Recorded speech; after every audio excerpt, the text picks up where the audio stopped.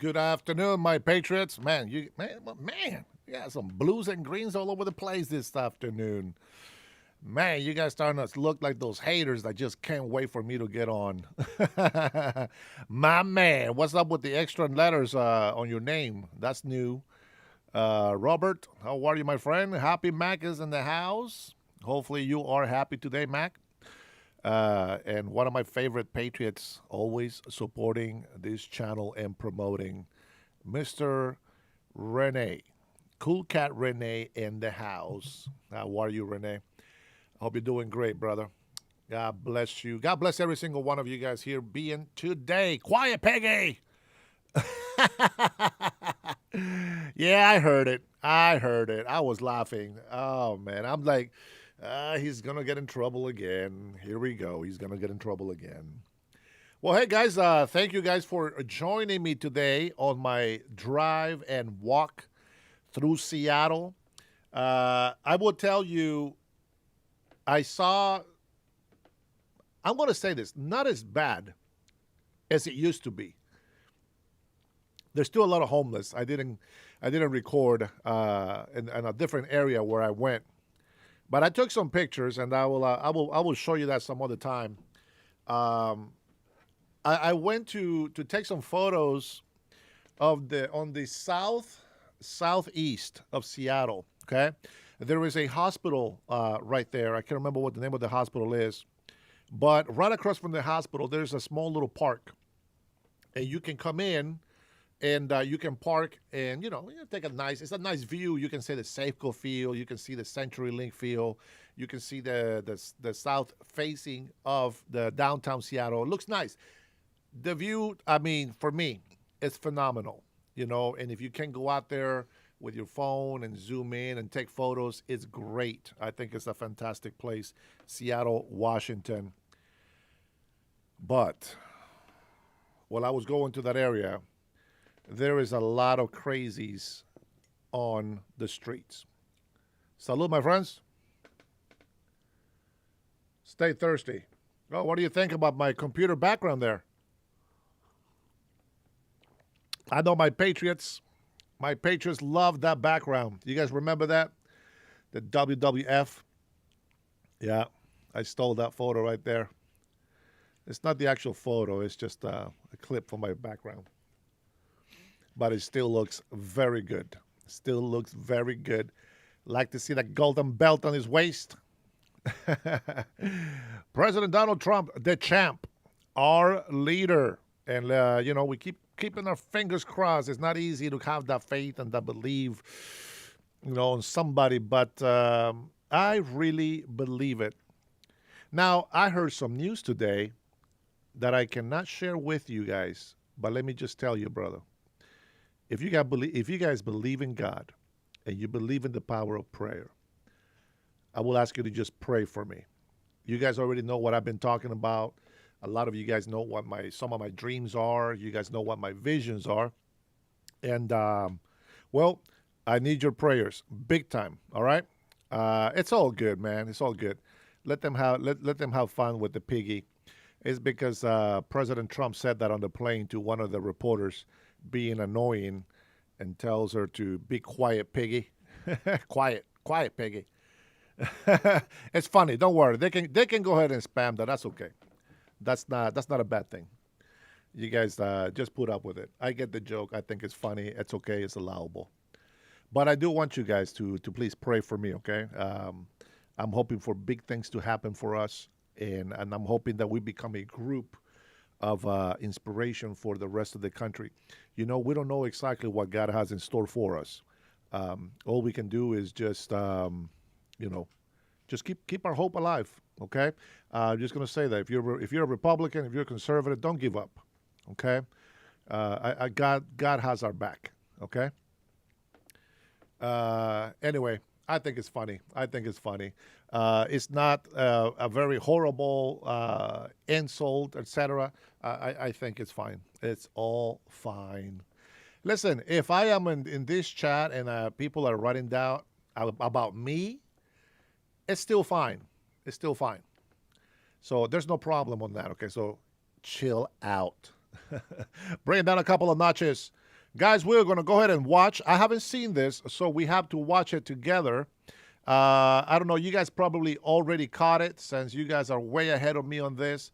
Since I was out and about trying to capture some images and some short, small videos of Washington, downtown Seattle. I hope that you guys tuned in for that. I know there was only about 8,000 people that tuned in for that. So thank you guys, whoever actually tuned in. And let's listen to our Carolyn Levitt. Let's see what the update is for today. I want to know what's popping. Let me see. Has anybody else joined in here? I like to make sure that I say hello to you guys before we jump into business. Hey, Rockin' Poochies. I think that username, it's very offensive. But you know what? To each his own. Nobody's perfect. Nobody is perfect. Man, I'm waiting for a couple of hats. I'm waiting for 2 hats to get here, and they better be good. You know, one of the things I like about buying the hats from Trump's store, it's the letters are nice and big. Love this golden thread that they use. I am thinking about doing some, trying to buy one of those sewing machines to do hats and things like that. Embroidery machine. And we're going to make some nice hats. We're going to make some custom-made hats. And, that's going to be our side hustle so we can sell for people. We'll do some custom-made. So if you would like a hat, DHS, Dennis Herrera Show, and you want to get your own hat, obviously, when you buy it and all that stuff, I can also put your name on it if you would like. Or, anything else that you want on the hat. Just know that it will say DHS, Dennis Herrera Show. That way you guys don't get in trouble when people actually get offended by your DHS on your hat. Cheryl, how are you? Hey, why is everybody's names look different to me now? It used to be a different nick. Now it seems to show the whole YouTube name instead of just the username. That's interesting. Maybe YouTube is bringing it out more for safety reasons, huh? You know what? I like that. Did you guys notice that? You see how Robert's name is Robert Dash I? That might be for a security reason right now. I tell you that right now. President Reagan. You, quiet, Peggy. It's funny. It's like it points out to me and it says you. So every time I read it, it's actually to you. To you, not me. So yeah. So at least it will force them. It will force them to behave. Who was it? Was it Brian? I think Brian's not here yet. One of a lovely Patriot members on my channel said that the chat was hard to read. If you notice, I put a little subscribe and an OK little hand at the bottom of my, the thing. You know the thing. Yeah. Well, what you see right there, that's actually your channel name. Okay? So that is your profile name. That is the full name. So if I wanted to become your friend, I can add you with the whole at everything. And that's how they will keep track of people if they're threatening people's lives and, they're misbehaving. Well, hopefully this actually tracks them better so that the FBI can go and get those people that are wishing other people, harm. So that's a good one. That's a good one. So Arnold Castellanos, for example, he's making a sale because that's not how you spell it. God, yeah, the little G God, that's the devil. I don't know.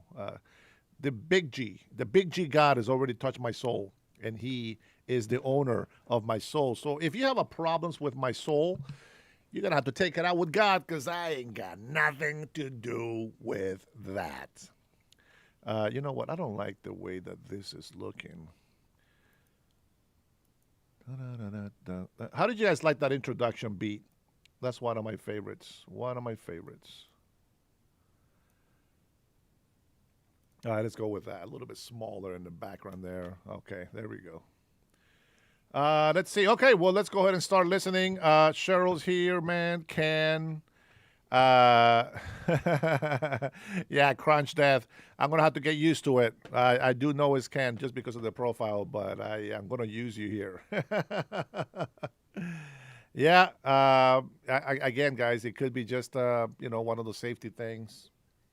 It looks like everybody's name is showing up like that, so that everybody better behave. All right, let's go ahead and pull off with Carolyn because I do have a few more clips that we're going to talk about.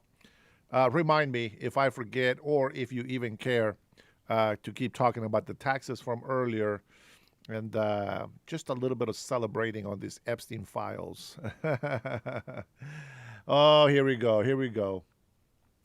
Cray says, I don't read your chat anyway. Cray, Mississippi. Well, that's actually the same name as her username. Let's see. She might be talking to somebody else, hopefully. That's not the way she talks to me. All right, here we go. Good afternoon, everybody. Good afternoon. I brought a very special guest with me today, as you can see, Secretary McMahon. So I will begin my remarks. She's going to speak, and then we'll take some questions. She'll take questions, and I'll take questions from you as well. First off, yesterday, First Lady Melania Trump and Second Lady Usha Vance traveled to Marine Corps Air Station New River in Camp Lejeune in North Carolina, where they spent the day meeting with students, educators, military families, and United States Marines. Both the First Lady and Second Lady were grateful for the warm welcome and remain deeply committed to supporting military families and the communities that serve our great nation. May God bless all of them. In economic news, the September jobs report showed the American economy remains strong, with 119,000 new jobs added, more than double expectations. These gains came after the summer passage of President Trump's historic tax cuts and multiple big trade deals with countries around the world. In particular, construction jobs surged by 19,000 in September, the largest monthly gain in a year. Nearly all of this solid monthly job growth came from the private sector and went to Americans rather than foreign-born workers, the opposite of what we saw under the previous administration. Inflation also remains under control, and wages are up by 3.8% over the year for American workers because of President Trump's pro-growth policies. In fact, real wages are on pace to increase roughly $1,200 for the average worker this year under President Trump. This is a complete reversal of the failed Biden era, when we saw inflation skyrocket to 9%. Causing private sector workers to see their wages decline by approximately $3,000. We know that Americans are still hurting from the 4-decade high inflation caused by Joe Biden and the Democrats. But President Trump is making significant progress to fix this, and he will not stop working until he solves it. As the president recently stated, he is never satisfied. For example, President Trump's policies are working to make Americans' Thanksgiving more affordable this year, from their commute to the dinner table. Nearly 100 million Americans are expected to drive next week to spend time with loved ones for the holiday.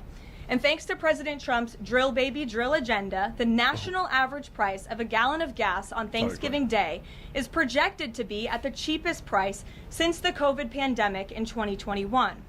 President Trump is bringing down gas prices and providing significant savings to American families at the pump.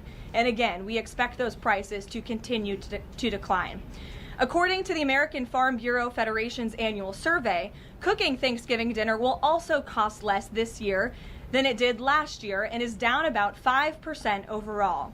The average price for a staple of the meal, a 16-pound frozen turkey, is down more than 16% from last year, which will provide critical savings for families and their budgets. President Trump's entire economic agenda is aimed at putting more money back into the pockets of hardworking Americans. That's why he signed the largest middle tax cuts in history into law, from no tax on overtime, no tax on tips, to no tax on Social Security.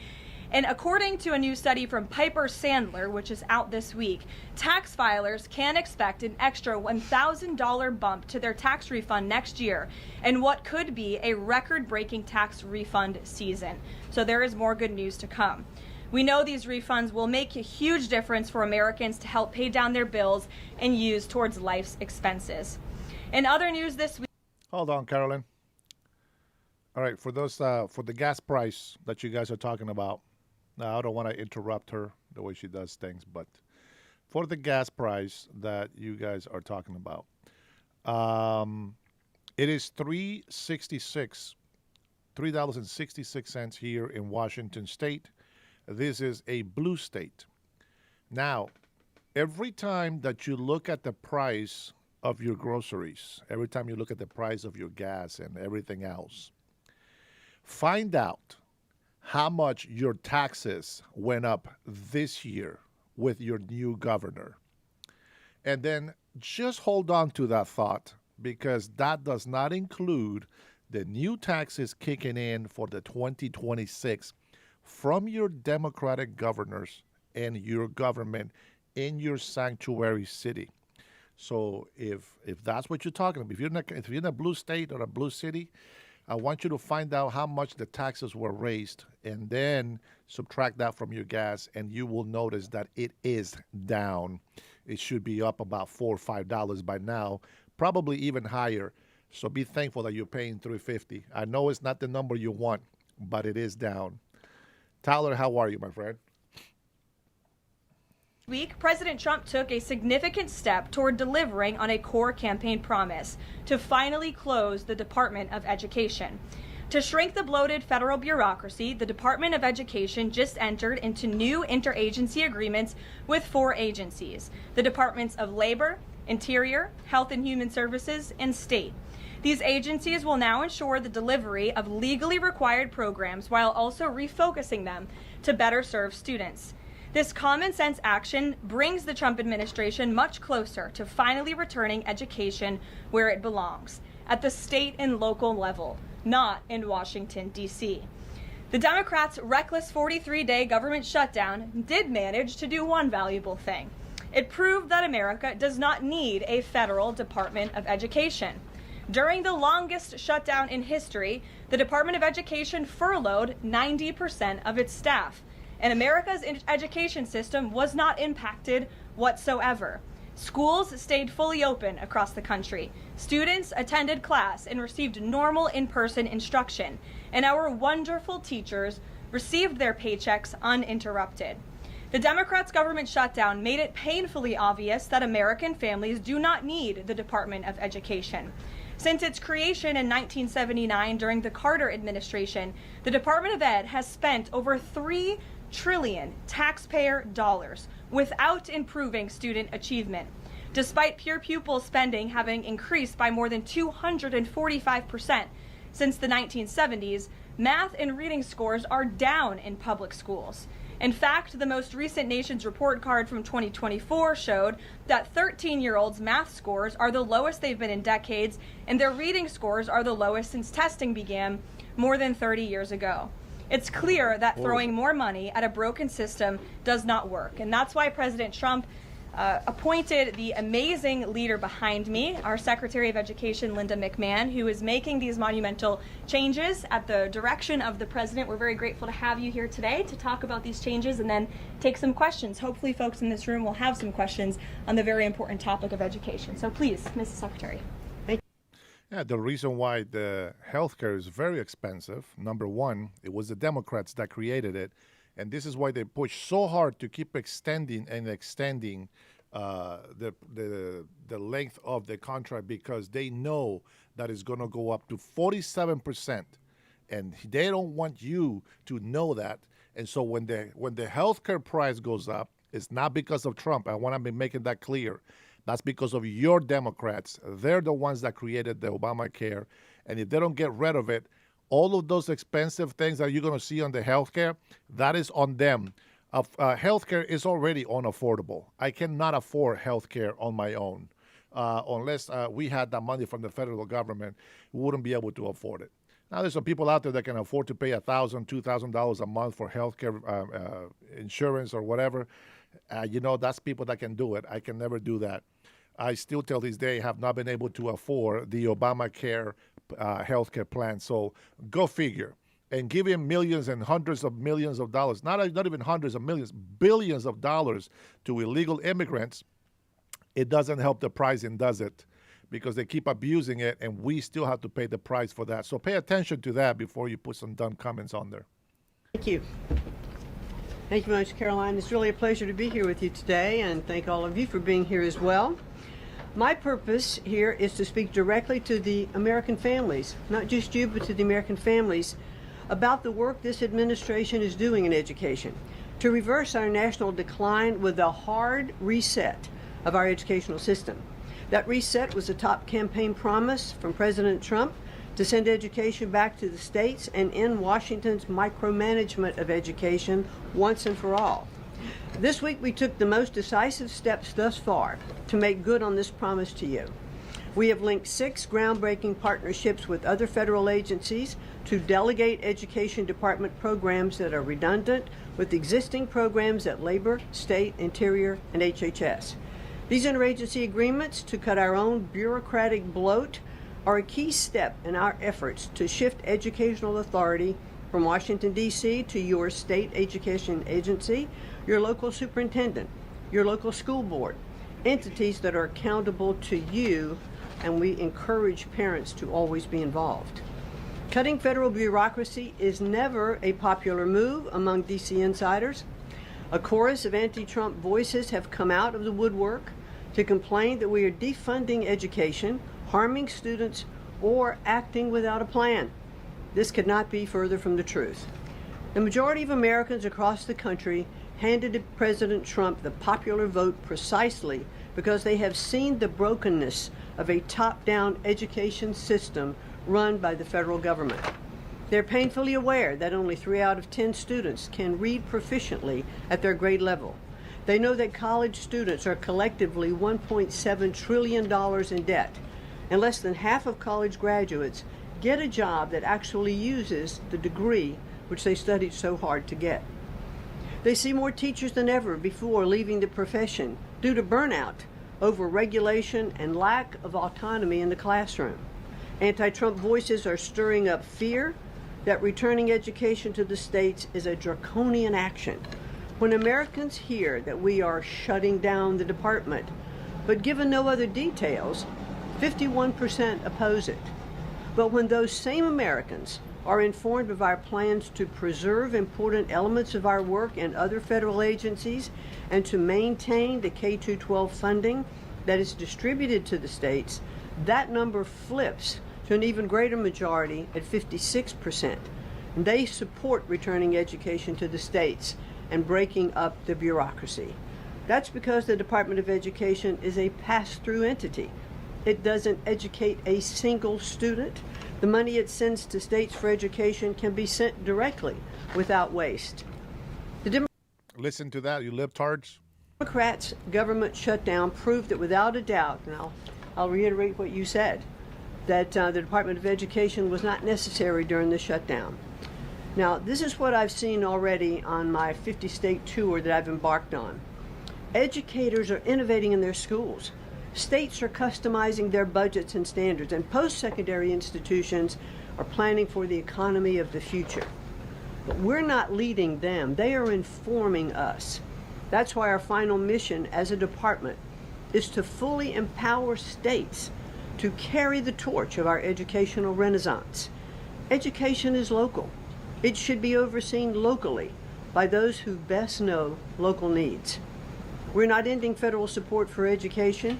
We are ending federal micromanagement and paving the way for education renewal through state reforms like school choice, the science of reading, and restoring the right priorities in higher education. President Trump promised to send education back to the states, and we're keeping that promise. America's next generation will look back on the work we've carried out, thankful for an education system that prioritizes students over bureaucracy. Thank you. Well, thank you very much, Madam Secretary, and we'll take some questions for the Secretary if you have them. Elizabeth, why don't you start? Thank you for joining us. You announced the partnership to move some functions of the Education Department to other agencies. Are you talking to members of Congress about codifying this so that it lasts beyond the administration? Yes, we started our conversation, and thanks very much for asking that, because there have been some reports that Congress is in the dark on this. That's clearly not true. We've been talking to, I've talked to dozens of members of Congress to explain to them exactly what we're doing, to bring them up to speed, and to say to them, look, when we have completed some of these transfers that are working incredibly well, then we will be looking to Congress to codify those, make them permanent. Brian. Thank you. Secretary McMahon, what is the update on the negotiations with Harvard? I know the President has publicly pointed to you as somebody who's worked on that. I think you've talked about that at length, but I'd like to understand where are things with those negotiations with Harvard this time? They're ongoing negotiations, and I feel very comfortable that we are getting close to having those negotiations finalized. It's been open door conversation all along. Deanna? Hello, Mrs. Secretary. The President recently posted about establishing a federal standard for AI. Do you know if the administration has a view on the use of AI for students in schools? And Caroline, do you know if the President personally uses AI? I don't think so. You can handle I've that never one. witnessed it, so I can't attest to that. Well, I do think AI is going to need guardrails, but I have witnessed AI firsthand. I was at the Alpha School in Austin, Texas, and the first 2 hours of every day in that school, students are learning through AI. They have their headsets on, they're in front of their screens, and the AI is really acting as like an individual tutor for those students, allowing those students that can progress faster to do that. Those who need a little catch up, it refeeds information to them. And so after those 2 hours of learning, the basics of what they're doing in their curriculum that day, then they spend the rest of the day, they have good recess and all of that time, but then they spend the rest of the day in what are called life skills, and they're actually using the information that they've learned this morning. So I've seen some AI in action that is really proving quite beneficial. Michael. Thank you, Caroline. Secretary McMahon, as the Education Department continues to pare down, can you talk about taxpayer services like charter school grants and how the department will continue to assist kids with special needs? Well, we are going to make sure that there's no interruption in getting that grant money out the door. That money is it comes from Congress. It's appropriated by Congress, and we legally are obligated to do that. And the transitions we're starting to make, our first programs that went over to the Department of Labor, that was a few weeks ago. We actually signed the first interagency agreement, which we accomplished under the authority of the Economy Act. We transferred grants for WIOA and for the Perkins Act. And the really good news is that the Department of Labor has a much more sophisticated system, technology system and grant fulfilling system than the Department of Education does. As a matter of fact, our executive manager that went over with that group over to Labor said he would compare what the labor system is to education's like held together by bubble gum that is not connected to any other part. So we were able to get those grants out the door more smoothly, and states have actually better access for those systems than they do at the Department of Education. So that's a real bonus. Take a couple more. Carrie, go ahead. As far as the diversity, equity, and inclusion new regulations that came out from the administrations, a lot of schools, whether high school or even higher education is concerned, some of them are defying these new administration policies, even apparently according to a new report. I'm sorry, I can't hear you. As far as there's been a new report from the administration saying that half of medical schools are defying the administration when it comes to DEI policies. What type of action will the administration take for these schools that are defying the new DEI policies? Well, certainly the President has been very clear, and the Department of Education has taken measures to make sure that as schools are developing, their policies, or if they have open DEI offices, they're closed, or DEI regulations and rules are stripped, from their programs, and so that will continue. Great. We'll take one more. Go ahead. Thank you, Caroline. Secretary McMahon, my question is, since you said 3 out of 10 students literate with regard to their reading capacity. Would now the states help to improve those numbers since you have gone back to the states? Well, what we are finding that the states that are making great progress, it's through their own innovation. It's not coming from the Department of Education. I think the Department of Education is really misunderstood about what our function is. We don't teach one student. We have nothing to do with the curriculum that are in any states. We are a pass-through pathway from money that's appropriated by Congress to get, to the states. But what we have seen in those states that have taken that initiative and they are embracing the science of reading and returning that into their school programs. Louisiana has done it. Mississippi, they call it the Mississippi Miracle, because they were like, I think, bottom or next to last in reading proficiency in Mississippi. And now they're like middle of the pack, which has been a really big jump. Florida has, Iowa has, Tennessee. So, but these are innovations that are done at the state level. This is not anything we're dictating, and that's why I'm saying returning education to the states where they really are already leading in their education endeavors. And 90% of their budget they provide. The federal government only provides 8 to 10% of the budget for education. So let's make sure that that grant money that's coming from the federal government is getting in their hands as efficiently as possible and getting to students.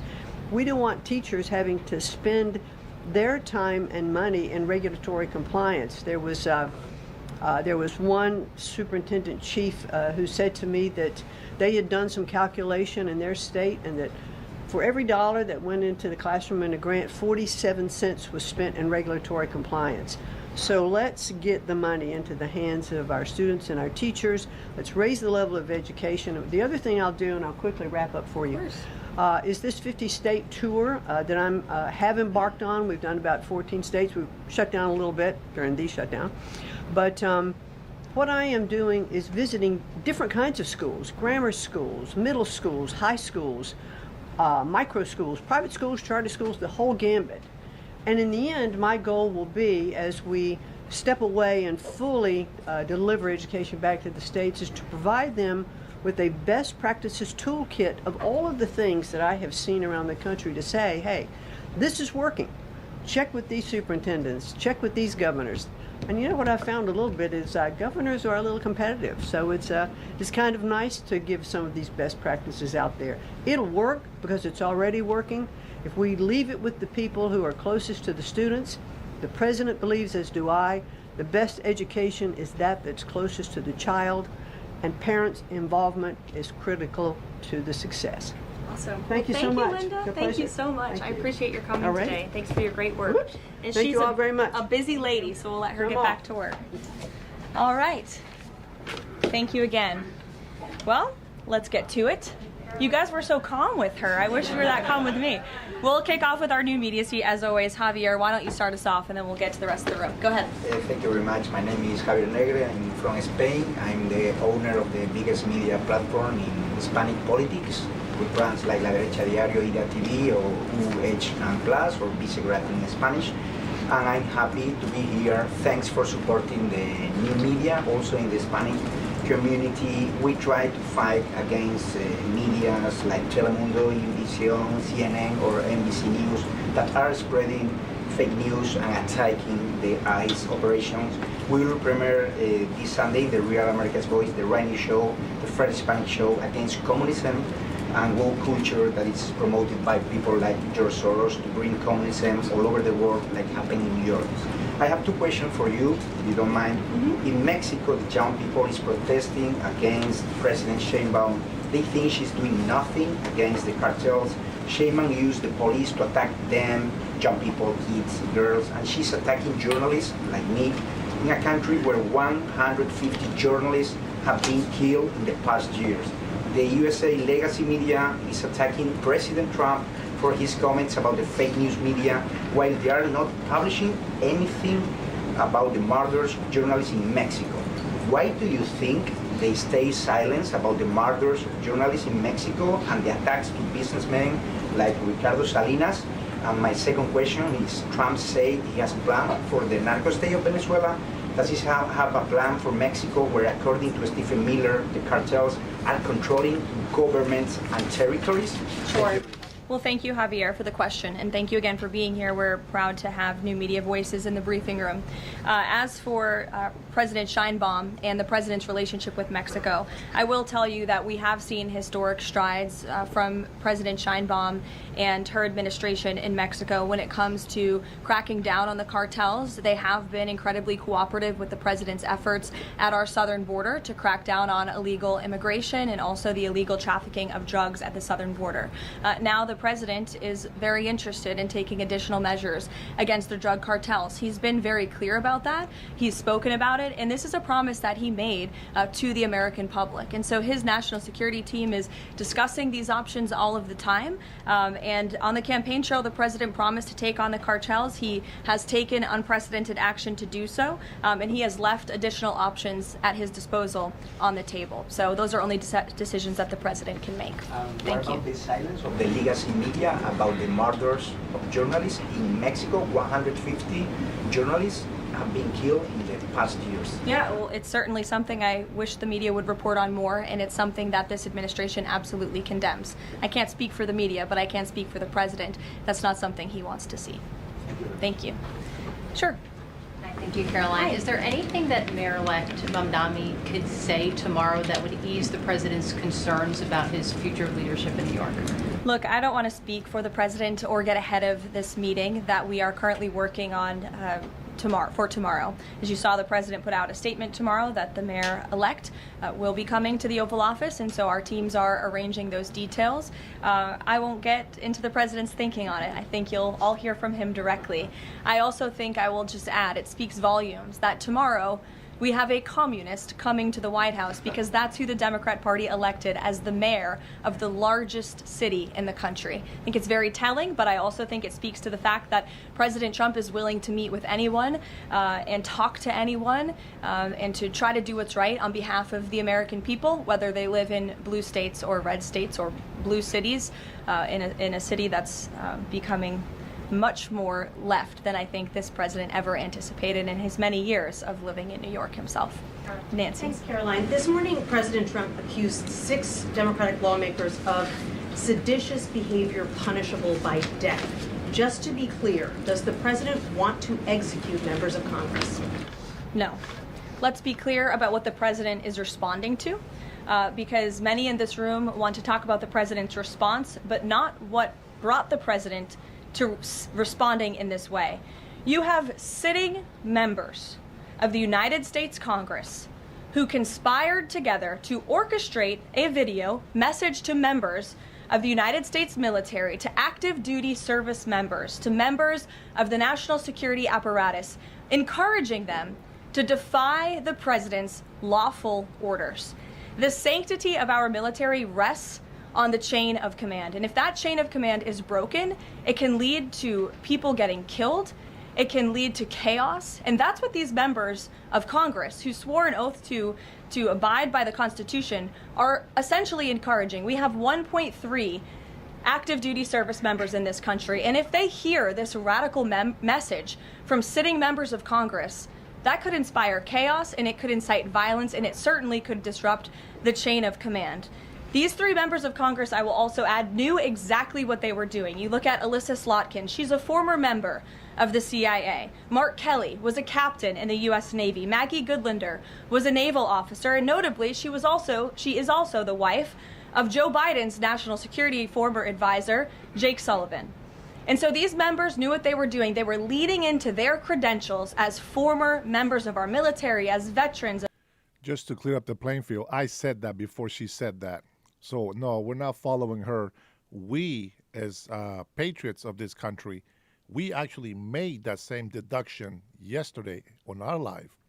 And she said that today. So, no, we're not following what they tell us. We just agree with what they say because we have already talked about it.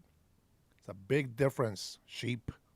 As former members of the national security apparatus to signal to people serving under this commander-in-chief, Donald Trump, that you can defy him and you can betray your oath of office. That is a very, very dangerous message, and it perhaps is punishable by law. I'm not a lawyer. I'll leave that to the Department of Justice and the Department of War to decide. But the president has Chris, frequently, but Caroline, can I just follow up? The president and the vice president for that matter, have accused the other side of encouraging political violence. Isn't that exactly what the president is doing when he says that members of Congress should be killed? Why aren't you talking about what these members of Congress are doing to encourage and incite violence? Yep. They are literally saying to 1.3 million active duty service members not to defy the chain of command, not to follow lawful orders. Actually, Every they said single you can refuse an illegal order, which but is they are, illegal but from they're military suggesting, Nancy, that the president has given illegal orders, which he has not. He has not. Every single order that is given to this United States military by this commander-in-chief and through this chain of command, through the Secretary of War, is lawful. And the courts have proven that. This administration has an unparalleled record at the Supreme Court because we are following the laws. We don't defy court orders. We do things by the books. And to suggest and encourage that active duty service members defy the chain of command is a very dangerous thing for sitting members of Congress to do. And they should be held accountable. And that's what the president wants to see. Phil. Thank you. Ambassador Mike Huckabee had a meeting with Jonathan Pollard, a former U.S. citizen who was convicted and spent 3 decades in jail for selling state secrets to Israel. Did the White House know that that meeting was going to happen? Does the administration condone it? The White House was not aware of that meeting, but the president stands by our ambassador, Mike Huckabee, and all that he's doing for the United States and Israel. You said that the president was going to do what was right for U.S. citizens, regardless of whether they lived in blue or red states. I'm curious if there's any chance in tomorrow's meeting with Mayor-elect Mamdani that he will be able to convince the president to abandon that promise to cut off federal funding to New York City. Look, Phil, we'll see how the meeting goes tomorrow, and I'll let the president speak for himself. I Natalie. can't wait. Thank you, Caroline. What did the president mean when he called a reporter piggy? Look, the Quiet, president is very frank and honest with everyone in this room. You've all seen it yourself. You've all experienced it yourselves, and I think it's one of the many reasons that the American people reelected this president, because of his frankness. And he calls out fake news when he sees it. He gets frustrated with reporters when you lie about him, when you spread fake news about him and his administration. But he also is the most transparent president in history, and he gives all of you in this room, as you all know, unprecedented access. You are in the Oval Office almost every day asking the president questions. And so I think the president being frank and open and honest to your faces rather than hiding behind your backs is frankly a lot more respectful than what you saw in the last administration, where you had a president who lied to your face and then didn't speak to you for weeks and hid upstairs and didn't take your questions. So I think everyone in this room should appreciate the frankness and the openness that you get from President Trump on a near daily basis. And Go ahead. as a follow-up, Yes. The Go Washington ahead. Post just Go ahead. reported that the Coast Guard has I'm stopped calling on considering- Bloomberg. Go ahead. Caroline, Thank you. thank you. 2 questions for you. The New York Times is reporting that the administration is now sending a U.S. official to the G20. They're sending Mark Dillard. Can you confirm if that is true, and then also explain the shift in? I'd be happy to explain, because there is not a shift. The United States is not participating in official talks at the G20 in South Africa. I saw the South African president running his mouth a little bit against the United States and the president of the United States earlier today, and that language is not appreciated by the president or his team. The ambassador or the representative of the embassy in South Africa is simply there to recognize that the United States will be the host of the G20. They are receiving that send-off at the end of the event. They are not there to participate in official talks, despite what the South African president is falsely claiming. On Ukraine, there have been reports that President Zelensky said, he's looking to look at the plan, that there's been reports about the Trump administration proposing the plan. Can you just give an update on where Russia-Ukraine stands, and does the president plan to speak with Zelensky anytime soon, or when can we expect that? So I'm happy to provide an update. I've seen quite a bit of reporting on the latest with Russia-Ukraine, so let me clarify and give you guys the truth on where it currently stands. President Trump has made it very clear since day one, and even on the campaign trail, that he wants to see this war come to an end. He has grown increasingly frustrated with both sides of this war, Russia and Ukraine alike, for their refusal to commit to a peace agreement.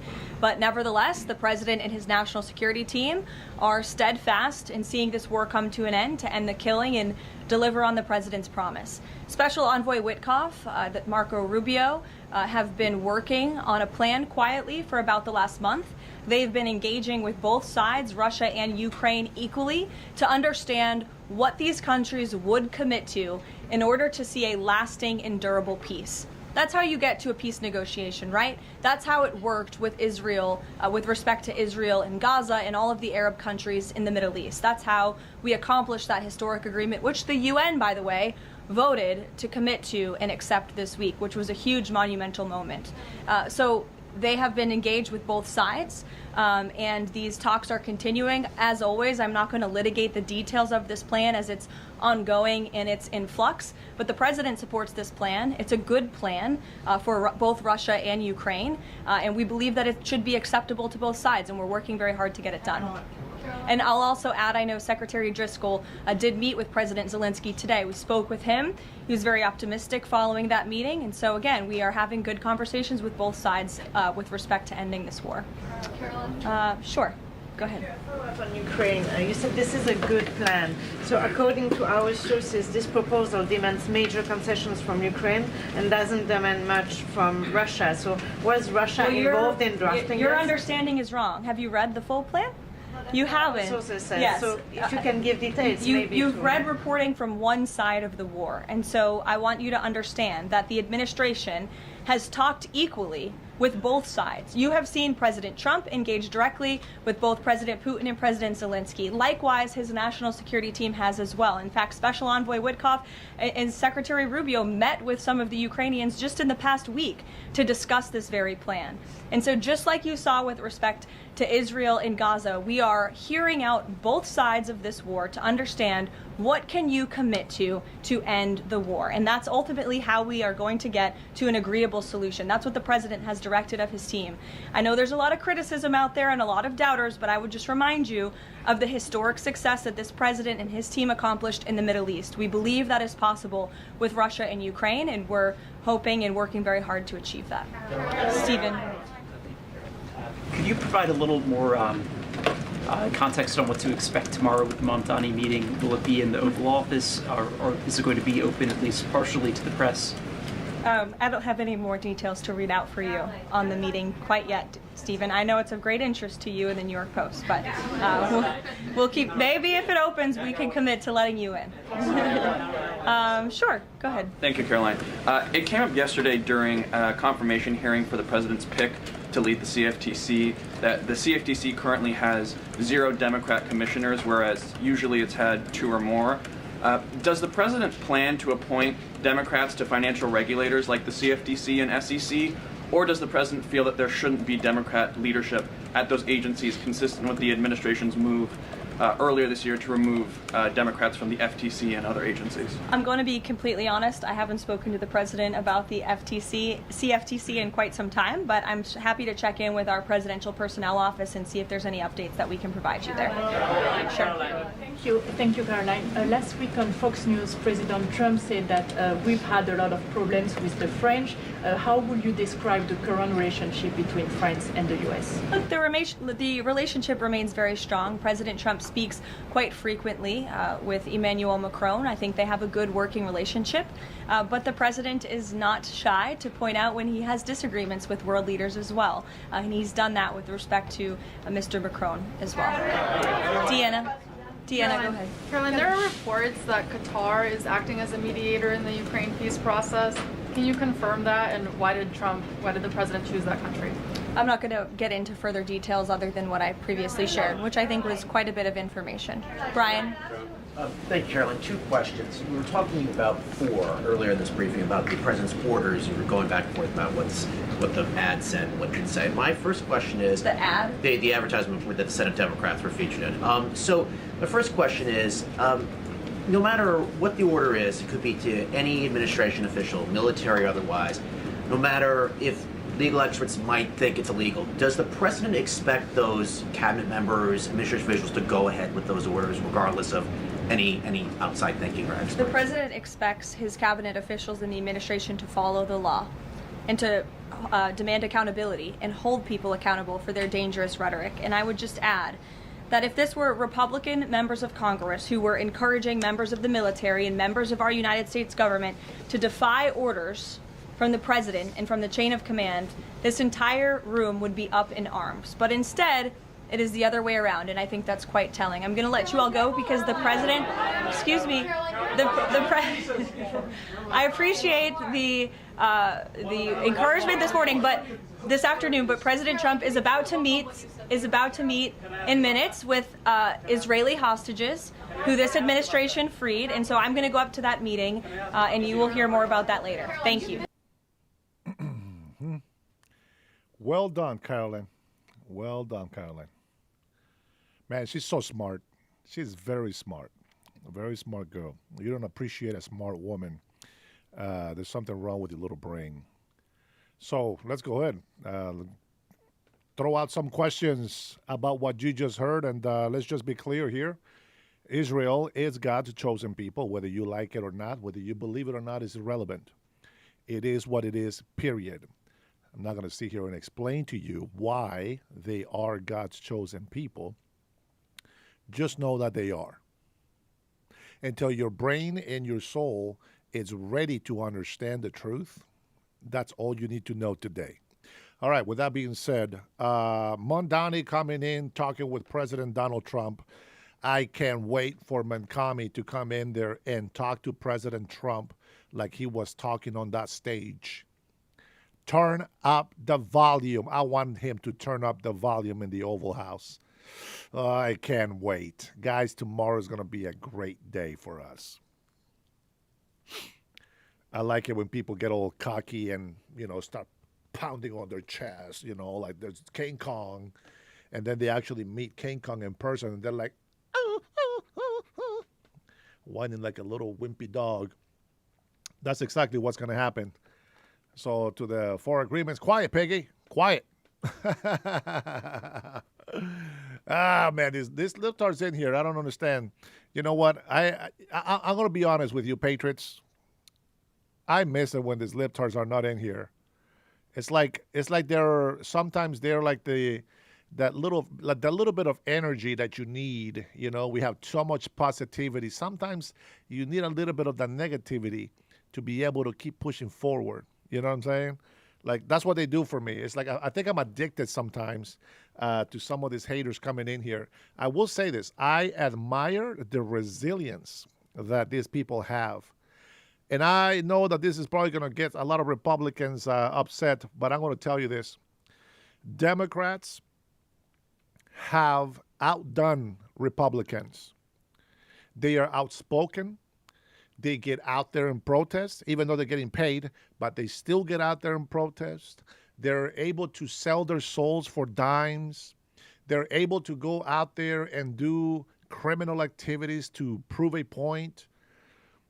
Well, actually, I guess they're not better than Republicans, but the point is the resilience. Berniel, how are you, my friend? Thank you for stopping by. Thank you for saying hello. We always appreciate you in here, boss. Berniel is the boss of this chat. So if you guys didn't know, you guys thought this was my show, but the show is Berniel's show. I work for Berniel. He's the big boss. Just so you guys know, okay? Just throwing that out there. Not much love to you, Bernie. Thanks for stopping by, man. It's always good to see you. But I really believe that, that the Democrats, they do have that. They have that fight, even though they're wrong, even though they're corrupted and all this stuff. But, I mean, they really get out there. You know what I'm saying? And, I know that the leaders, they cheat on elections. We're going to find out very, very soon. So I'm looking forward to that. But they cheat on elections, and, they've been in power for a little bit. But their time is coming. And we're not talking about killing anybody. We don't do that. There was another CW2, probably. We will make sure that we wipe every single one of you morons out there out. But that's not the actual fight that we have. The actual fight that we have is keep telling the truth and to keep standing up for our beliefs and to go to the voting booth. We need to keep voting in, because in the end, the more they cheat, the more chances that they're going to be caught cheating on our elections. It's just a matter of time. You know, I hear reports, not just from one state, but from various states that keep staying blue. There was 20,000 people that overvoted, meaning that they were not registered voters. Maybe they just came, maybe they just came out at the end and they voted, but 20,000 people out of nowhere, and is giving Democrats wins. I wonder how that happens. You know, remember when us and President Trump and everybody else was saying that the Dominion software was too easy to cheat with, and Democrats cheated on it, and they said, oh, you guys just can't take a loss, and they said we were making it up, and, you know, we were just the horrible people that didn't want to accept defeat, right? They even set up the coup in January 6th. We'll never forget that. Right? They set that up and they made us look bad. They even BBC, which is now being sued. Hey, Scott, they're being sued. I hope he sues for $5 billion. And this British media needs to understand that they don't play. You know, they faffle with our POTUS. And yeah, that's all there's to it. They're gonna get messed up. And I'm sure the I think it's the UK, right? The Britain government, whoever they are, they're going to make sure that they answer to President Donald Trump. This man is not playing. He knows he has a few years left to live. He is not going to let down his guard, and he's going to fight as hard as he can for the American people, and he will embarrass every single one of those people that come against him with false testimony and that keep saying lies about him. Hey, Catracho, how are you, Nikki? Welcome to the chat. Thank you guys for being here. Jay Coley, just so you guys know, Coley is a one of our native warriors in here. He has no fealty to man. As the Bible says, do not trust man. I believe that his way of thinking consciously and his spiritual thinking is just try not to take a side, but try to do the right thing. And I can respect that. So if you guys didn't know that, now you know. Let's see. What else are you having here? Brian, Bernier, Renee. Okay, I think everybody. I said hi to everybody, right? All right. So, you know what? They've been lying to about President Donald Trump. We know this. When they come in here and tell us that we're liars, it's okay. This is what they're used to. Not everybody does the research that they're supposed to be doing, you know, but it's okay. We'll do it for them. So let me see the next thing that I have in here. Let me see. Not that one. I'm going to give you, guys, this is not for you patriots. We already know this. This is happening all the time. But maybe you didn't know this news. So here it is. And for you libtards that believe in illegal immigration and sanctuary cities, pay attention to what happens to you moron cities when you support that. Without them posting a single penny in bail. Agustin Sandoval and Vicente Aguilera Chavez, both charged with murder in connection with an alleged gang shooting in 2017 that left a 21-year-old dead and a 24-year-old injured. Santa Clara DA Jeff Rosen says that now even more lives are in danger. He joins me now. AG Rosen, in your career as a DA, how often has a judge freed a murder suspect without bail? This is extremely rare, and I'm really concerned about the safety of our community because these are two individuals not only charged with murder, but a murder for the benefit of a criminal street gang. And on top of that, both of these individuals has previously been to prison for other crimes like breaking into people's houses. So I'm really concerned. So why AG Rosen, would the judge in this case, a judge named Hector Ramon, allow these accused killers back out on the streets? Because I agree with you, this makes no sense. I think it's really a lack of common sense. The judge got very caught up in the minutia of case law and footnotes and lost sight of really the first question in any of these situations, which is, are these people too dangerous to release? If they are, then they stay in custody, period. And when you've committed a murder for the benefit of a criminal street gang, you need to stay in custody. before that is worked out before a jury. In a motion for Aguilera's release, his defense attorney writing the following: there's no evidence that Mr. Aguilera, especially with supervised release conditions, would present any risk of bodily harm to others. Mr. Aguilera is motivated to clear his name. There's no compelling interest in detaining Mr. Aguilera on public safety grounds or out of concern he is a flight risk. Your response? My response to that is this is an individual who went to prison for breaking into people's houses before committing this murder, went to prison for breaking into people's houses after committing this murder. And this is a case that the police department and the DA's office worked on diligently to solve. This is a case from 2017 where it was the only unsolved murder case in a city called Sunnyvale. And so And that's the difference. It doesn't matter if it was another gang that died. The fact is that that is illegal. Thou shalt not murder. While they're affiliated with a gang, there's no longer self-defense. You guys wage war. Well, they wage war against themselves. The fact of the matter is that they cannot be shooting out their people and just killing people for the hell of it. It doesn't matter if it's a gang affiliation. They should pay the price for it, and they should not be allowed to be out in the street, especially when they are known gangbangers, when they're repeated offenders, when they be breaking into people's houses. What's going to be the excuse when they go into somebody's house and they kill somebody in there because they want to rob them or do something harm to them? There is no excuse when you have these kind of criminals out there and the judges allow them to live free. This is the biggest problem with the sanctuary cities and judges that are out there, activists. And who knows?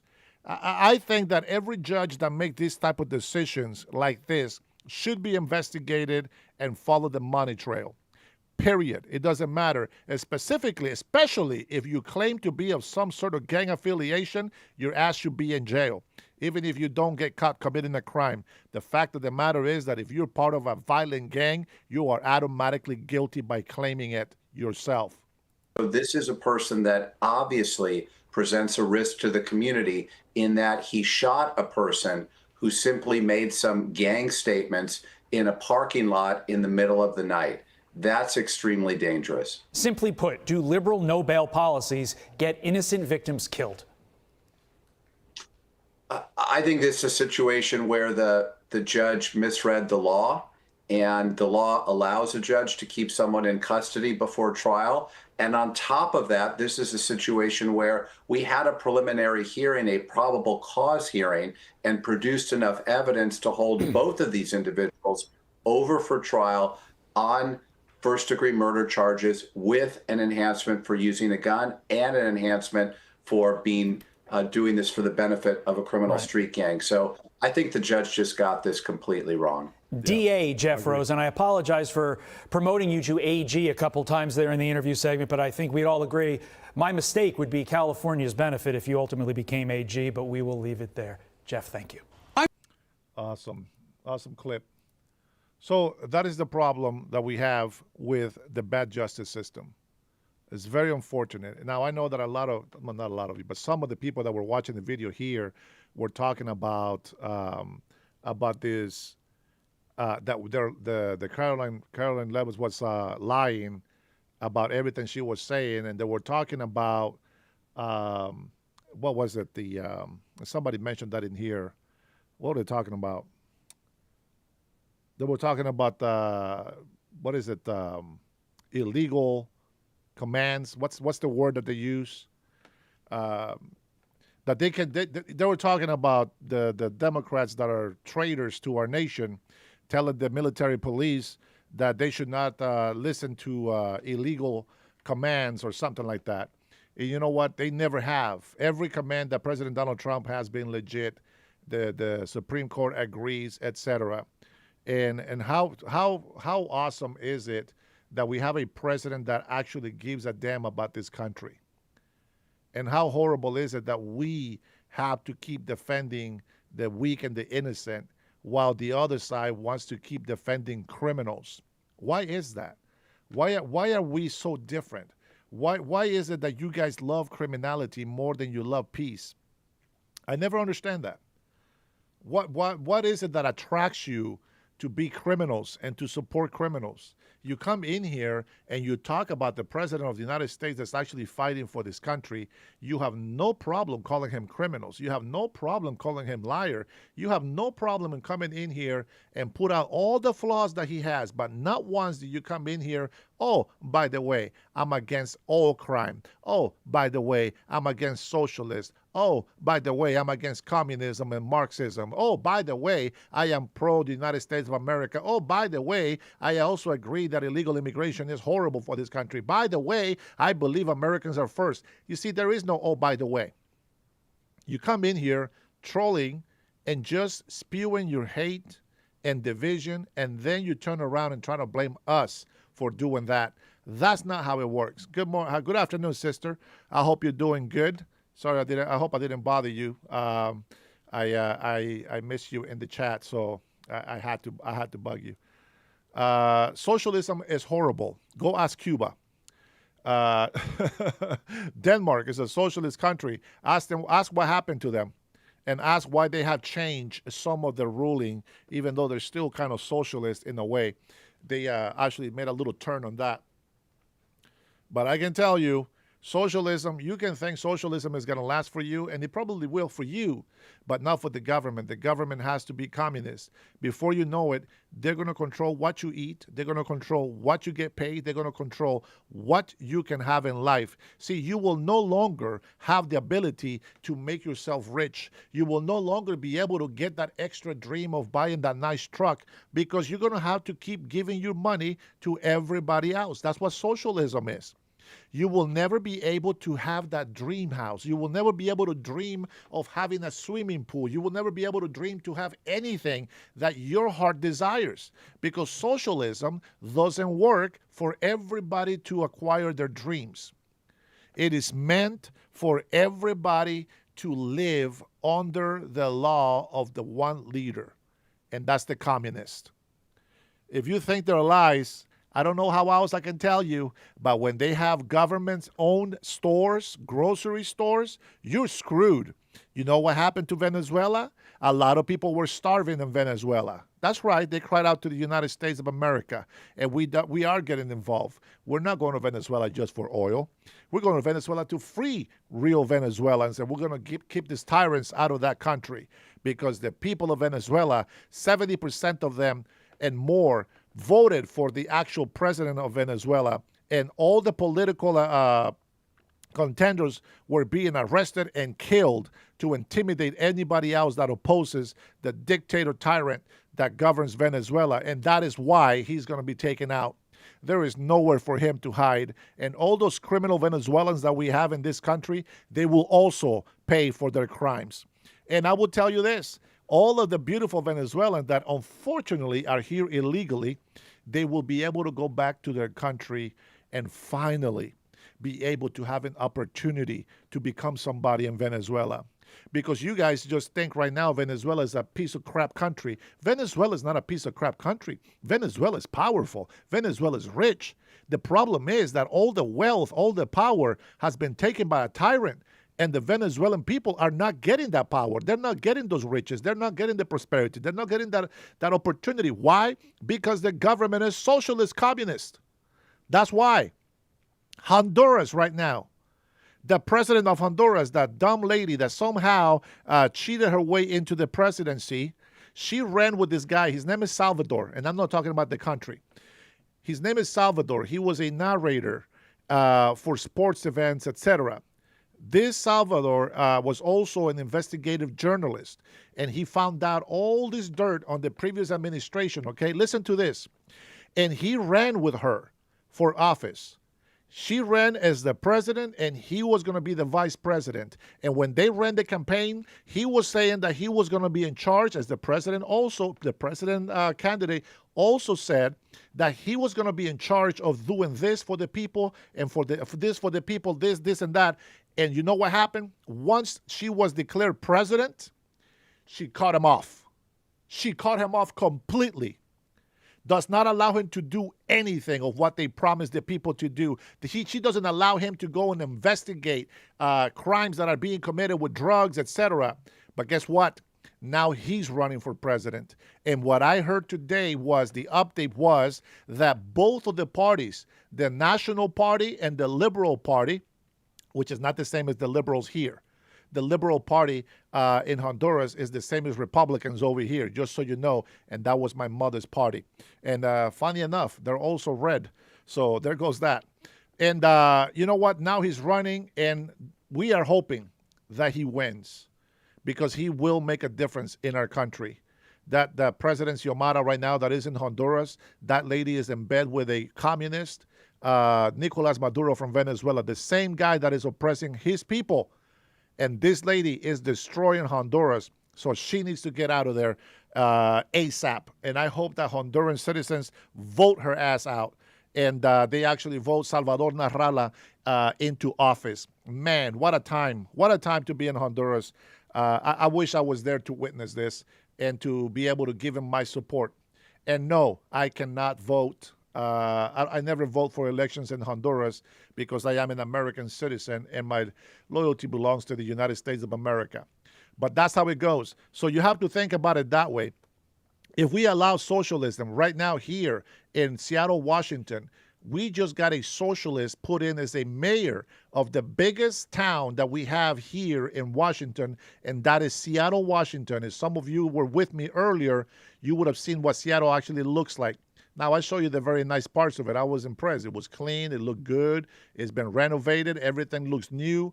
It's fantastic. What you didn't see was the horrible, horrible streets in the downtown where my car kept bouncing up and down. And then I seen all these tweakers on the street. You may have seen a couple of them that I showed you. You may have seen one of the roads that I'm talking about. But I can tell you that it was worse as I was driving up to the southeast end of it.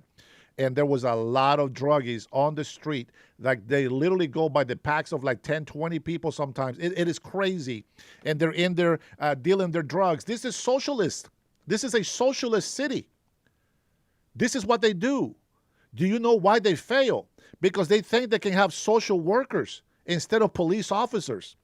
They tell police officers they cannot arrest a person because they are high on drugs. Can you believe that? The actual residents, the law-abiding people in Seattle do not get protection from the police, even in Everett. Every time somebody was called in and say, hey, listen, this guy is high on crack, and you can see the stuff, right? It stinks. It stinks. And the police officer will always tell us, oh, well, he's high on drugs, so we can't arrest him. What? What? I was driving downtown Seattle. Man, this guy was smoking a joint, and I don't know what the hell he had on that joint, but it smelled like crack. And I didn't have my vents closed on my air, so some of that crap came into my car. Oh, it was appalling. It was horrible and disgusting. And I had to turn and roll my windows down and go a different way, but it was disgusting. It is such a turnoff. You know, I was talking out loud, and there's like all these people in there. Now, I don't know if they're from Seattle, they're tourists or whatever, but whenever I was talking about taxes and talking about Trump, they just kind of give me a quick look and look away because I like to stare at people. You know, what's the problem? You know what I'm saying? And I went to this last spot in the southeast of Seattle, and I kid you not, I sit there. Now, this is supposed to be a small park. This is what happens on socialist blue cities and states. The whole park was taken over, tents all over, garbage, feces all over the place. And I sit there, and they still have the view to the downtown. So I'm taking the photos that I promised my members to get. Hopefully they come out good, and I'm going to share with them. But I was taking photos, and there is this black dude that was coming towards me, and I looked at him, and he stopped. And I like to show him that I don't mean trouble.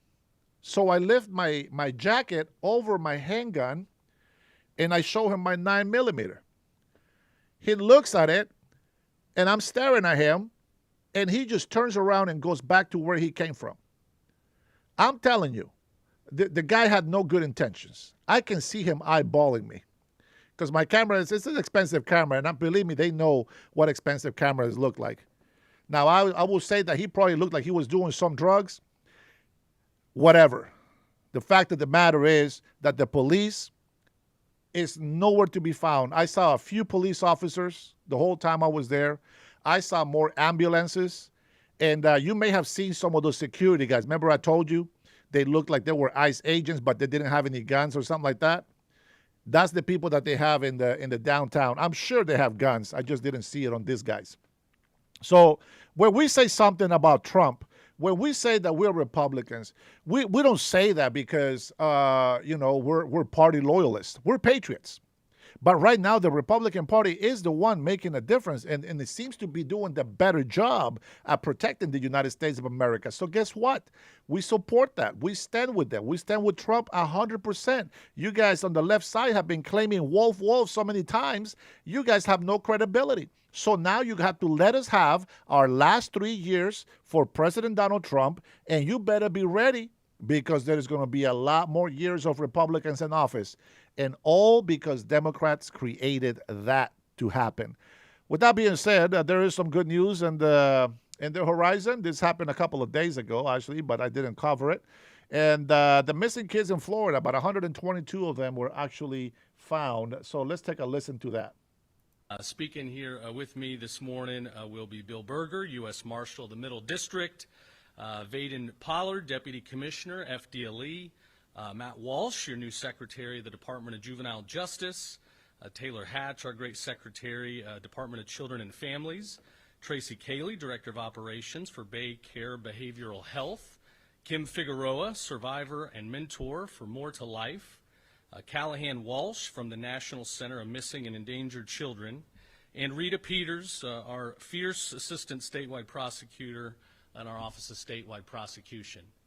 It seems like we were just here a few months ago, back in July, to announce a record, the largest single child rescue operation Thank you, MK. in the history of the U.S. Marshal Services. We rescued 60 kids, and our great Marshal Berger here outdid himself with his team. It's been an honor to support them with our statewide law enforcement task force to announce a rescue of 122 children in our latest rescue mission spanning over 2 weeks. So please give them a round of applause.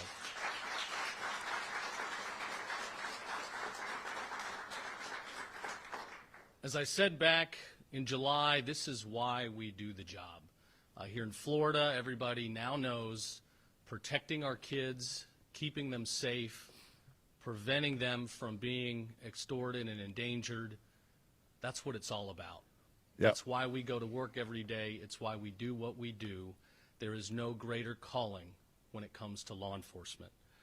So we're excited to announce this rescue effort, 122 kids that were reported missing. They're now back in our custody. This, however, is not the end of the mission. This is really just the beginning. These kids, ranging in age from 17 down to just 2 years old, many have been through the unthinkable. They've been trafficked, they've been exploited, they've been abused. They need our help now. And that's what we're against, what they're doing to our country. And this is the people we want to protect. Innocent people, innocent children. Now more than ever, this task force worked proactively to make sure that medical care and rehabilitation was ready immediately after they were back in our custody. They're getting that help. We will continue to get them that help, find them homes where they are loved, where they are protected, where they will be empowered to lead successful lives, and we're going to get them on the road to recovery. With no doubt, they need our prayers, and they need our help now more than ever. All right, and I want to take a little quick break here to just give you guys thank you so much for your support to my channel. This is what I do for a living, and I wouldn't be able to do this if it wasn't for you. So thank you so much for what you do for me.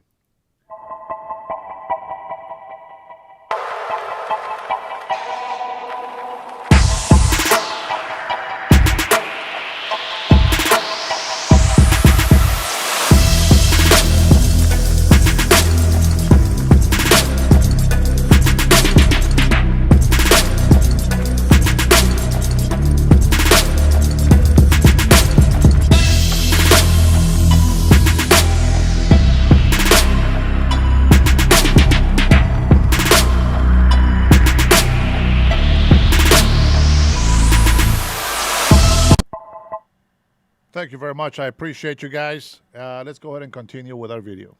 As you hear me say all the time, in Florida, we've got the absolute best law enforcement. This is only possible with our national standard coordinated task force effort, where we've got Florida Department of Law Enforcement, Juvenile Justice, Children and Families, our local police departments, our sheriffs, all working hand in hand with the U.S. Marshals to go out there, leave no stone unturned, utilize technology and every resource at our fingertips to get the job done. So I'll conclude before turning it over by saying, by now you should know, if you come into Florida and you want to lay a finger on our kids, if you want to prey upon them, if you want to groom them, if you want to abuse them, everybody up here is coming for you with everything we've got. That's We're right. going to lock you up for as long as possible, and we're eligible for child sex battery. We will indeed seek the death penalty. Thank you, our Patriot So Service child people. predators, stay out of Florida. You are not welcome here. If you come here, we will hold you accountable to the fullest extent of the law. So thank you for being here this morning for this great announcement. With that, I will bring up the U.S. Marshal Bill. The audio that they use was a little bit lower than what I actually have. Burger.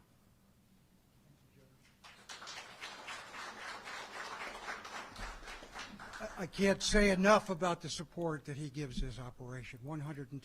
Thank you so much, General. I also want to thank my director, who could not be here today, Gadi Saralta. As you know, there was a government shutdown. And because of that, unless a particular operation was considered mission critical, they would not fund or accept that. He made this mission critical.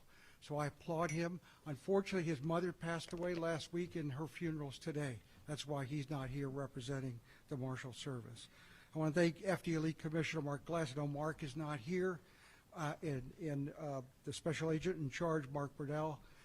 I can't say enough about the support. The command post was actually where you're sitting right now. FDLE has been a tremendous partner in this particular effort.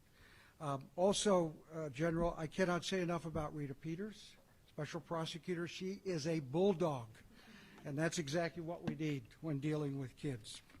I know Callahan Walsh is here, and I want to thank Terry Santiago, my chief over SIIB, for the region in bringing Mr. Walsh here. It's so important to put a face to this national emergency that we have. After Operation Dragon Eye, at the time the most successful child recovery operation in the history of the United States Marshal Service, where 60 reported missing and exploited children were recovered, discussions were held between myself and our subject matter expert, Senior Inspector Mario Price, to confer and moving forward and expanding the operation to include all of the Middle District of Florida. The endeavor expanded outwards to the cities of Orlando, Orange County, city of Jacksonville, St. Johns County, and all the surrounding jurisdictions, the city of Fort Myers, Lee County, and Collier County, with the hope of either equaling or surpassing the 60 rescues that were accomplished during Operation Dragon Eye. Inspector Price then reached out to these jurisdictions to see if there was interest and commitment to enlarge the operation. With the support of, again, our director, Gadi Saralta, and other agency headquarters staff, Operation Home for the Holidays was launched. The operation consisted of over 200 partners, to include the FBI, 11 sheriff's offices, 4 police departments, 4 state agencies, and 25 non-governmental organizations. By far the largest combination of sworn and non-sworn non-government organizations in the history of the child recovery operations. As a result of Operation Home for the Holidays, 122 kids, their pictures should be up now, ranging from age, as the General said, 2 to 17, were located and recovered as illustrated by this photo. Thus far, there have been 6 adults arrested associated with this operation, ranging from charges lewd and lascivious to multiple sexual batteries and more, and there will be more persons arrested in the very near future. The breakdown of the recoveries by location were as follows: Fort Myers, 29 recoveries; Jacksonville 22, Orlando 14, Tampa 57, and 13 were located and recovered outside the state of Florida, 11 of which were in other states in the United States, and then 2 were located internationally, Mexico and Guatemala. There are many human stories involving this operation. A picture behind me will see the photos of a brother and sister embracing, having been reported missing separately 2 years ago in Fort Myers. In Jacksonville, 2 brothers aged 14 and 15 were reported missing a year ago and found within a trailer park. Both brothers had been exposed to methamphetamine and other drugs by persons in that trailer park. The 2 boys were found under the influence and suffering from severe malnutrition. When found, they told members of the recovery force, "Thank you for saving our lives." They were later reunited with their mother. These stories are just a small example of the success stories of the operation, which allowed our Middle District of Florida-based child recovery initiatives to stand out. Is the emphasis on what happens after we recover the children. We know these children have significant needs, and once we find them, it makes sense to build these operations alongside of like-minded partners from across the child welfare space. Going back in time when Adam Walsh and Jimmy Rice and numerous other children were abducted and murdered, America made child abductions and locating missing children's priority number 1. Over time, though, incidents such as 9/11, school shootings, the war on drugs, have somewhat diminished the priority. But Operation Dragon Eye, Home for the Holidays, it is hopeful, and we're starting to see this nationally now, that the successes we have initiated the importance of missing child cases. I would like to personally thank all the persons and organizations that participated in these 2 operations. I know we have made a difference. Lastly, one special group I would like to recognize, Boomerang Air Charter, a group of volunteers who provided charity mission flights that were used to charter aircraft dispatched to locations to bring back children to the Middle District of Florida. Boomerang Air Charter supported recovery of children located in the states of Illinois, North Carolina, and South Florida. Thank you very much.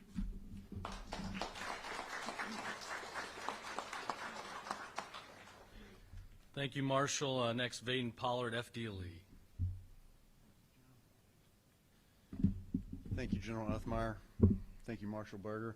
It's an honor to be here with you today. I'm Deputy Commissioner Vaden Pollard with the Florida Department of Law Enforcement. I'm speaking on behalf of Commissioner Mark Glass. I can't think of a better news story than to have the opportunity to stand up in front of a group of people and to announce that there are 122 kids who are safe now. They're safe because of the efforts of this great team that you see standing here behind me. We could not do it alone. Everybody working together in unison, it pays dividends. I don't think I've seen a more committed team to keeping FDLE safe in years. It's been a great pleasure to work with everyone here. Next, I would like to talk to you a little bit about what FDLE's part was in this operation. Our analysts, so we have several crime intelligence analysts throughout the state and also in our Missing and Endangered Persons Information Clearinghouse, also known as MEPIC. All of these kids' names are known. We put these packets together, we do a detailed analysis, dive into social media, make contact with their associates, and do everything we can to find them. And in this case, you see the results, 122 kids. The ages, it's surprising whenever you hear that, isn't it? You can't think of a more vulnerable group of people than our kids that are out here in Florida and that are missing. They are preyed upon by people who want to do bad things. They convince them of a reality that's going to keep them safe, but it's not real. And they're put into a life of servitude. Many of them are. And now, these kids are not. So thank you all very much, all of the partnering organizations that come together. We couldn't do it without you guys, and we couldn't do it without General Uthmeyer's leadership. Thank you, sir.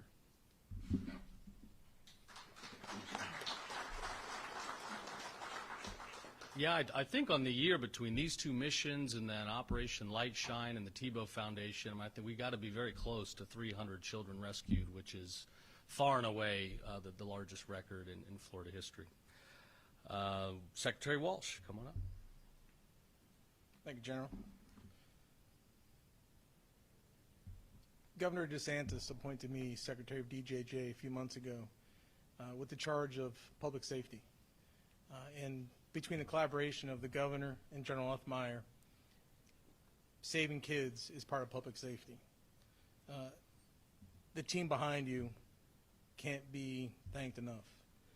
In particular, Dr. Catherine Gomez from DJJ, she was our lead, she's our Director of Human Trafficking. And without her leading on behalf of DJJ, it'd be very difficult to be successful. Thank you, Doctor. I want to thank all of the people from DJJ.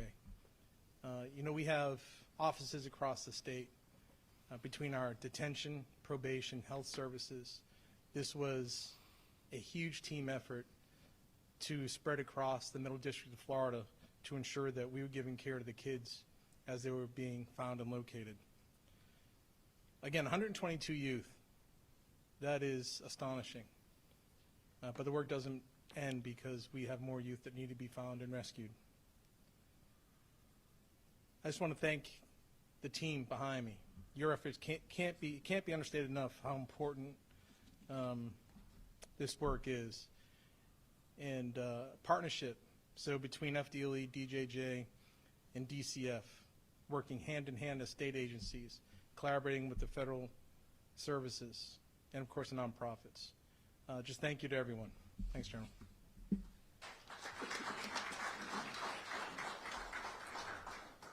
Secretary Hatch, DCF. Hi, good morning. Thank you so much for the opportunity to be here. My name is Taylor Hatch, and I have the absolute honor of serving as the Secretary for the Florida Department of Children and Families. Under the leadership of Governor DeSantis, who leads by example, he sets the pace and the tone and the expectation that we deliver for Floridians and their families. And that's why today is so very important. It highlights the fact that moments matter and the critical nature of partnership to deliver, because lives are on the line.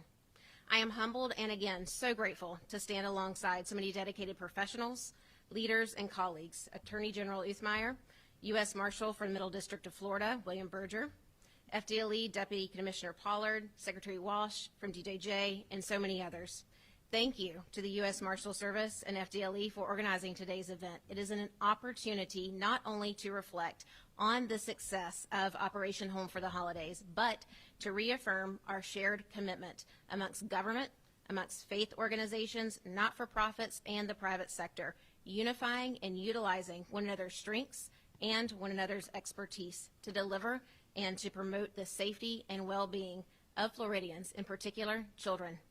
As evidenced by the numbers that you've already heard and have been reported, this commitment and demonstrated partnership were found woven throughout the entire operation, from the earliest planning stages to recovery to ongoing supports.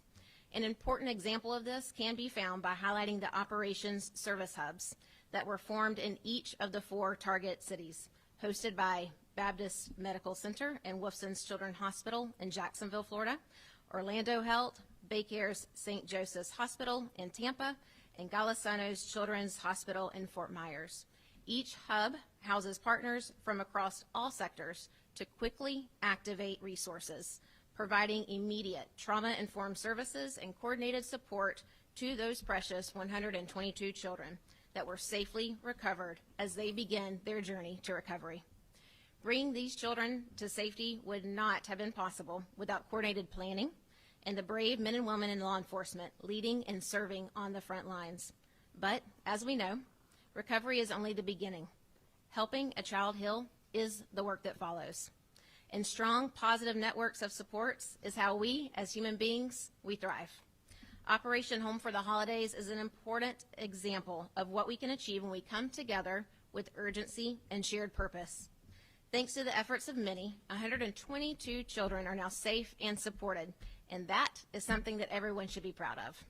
I would be remiss if I did not quickly highlight the contributions of the DCF team, who provided critical information, helped shape recovery protocols, and deployed child protective investigators as well as criminal justice coordinators and human trafficking specialists to support this mission in real time, giving well-deserved recognition specifically to our team of 12 DCF operatives and heroes from Northwest, Northeast, Central, and Suncoast regions, as well as our statewide headquarters team. Thank you. Thank you for your expertise, your unrelenting dedication, and your incredible passion. As a mom and as a leader, I am so proud and humbled and honored to work alongside of you each and every single day. This appreciation and pride, it also extends to the outstanding work of our lead agency partners, providers, and victim advocacy partners, two of which you'll get to hear from in just a moment, who work together focusing on the importance of trauma responsiveness, placement, and behavioral health supports for the children that were recovered. I want to thank the leaders from the United States Marshal Service, FDLE, DJJ, and our incredible Attorney General, as well as your teams for your partnership and for recognizing the impact of our agencies and partners' contributions. Thank you for standing in as a posture of partnership in a unified mission to protect such a truly precious population, the children of our great state. Thank you.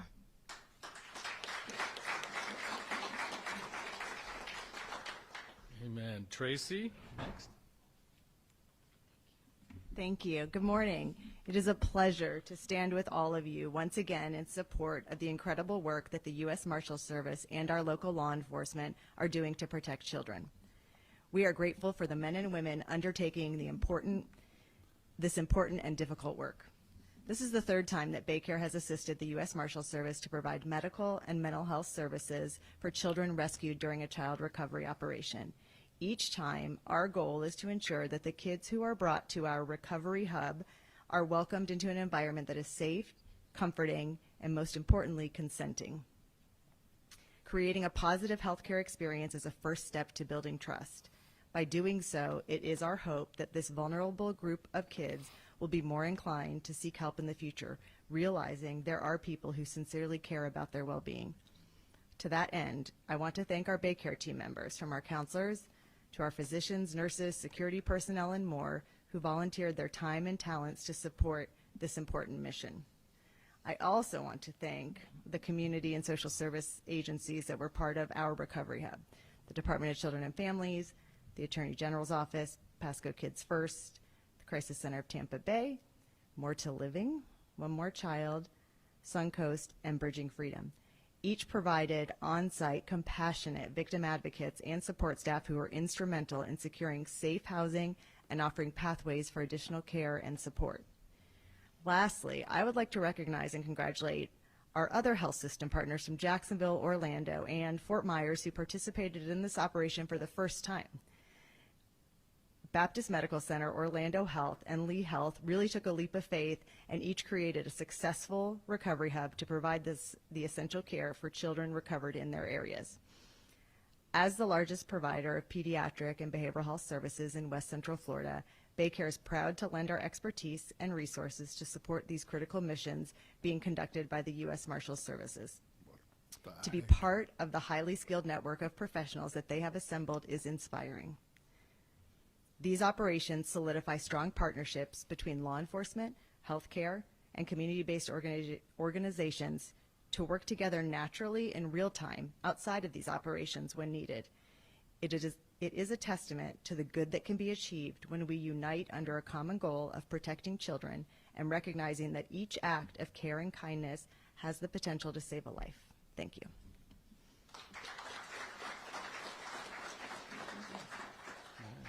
Kim from More to Life.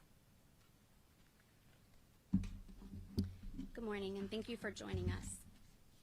As a representative of MTL and on the behalf of the entire victim services community, I am deeply honored to stand with the U.S. Marshal Service, FDLE, and local law enforcement agencies as we announce the results of this operation involving 122 critically endangered missing children. While the Marshals led the law enforcement mission with extraordinary skill, our role as victim service providers begins the moment a child is recovered and continues long after these headlines fade.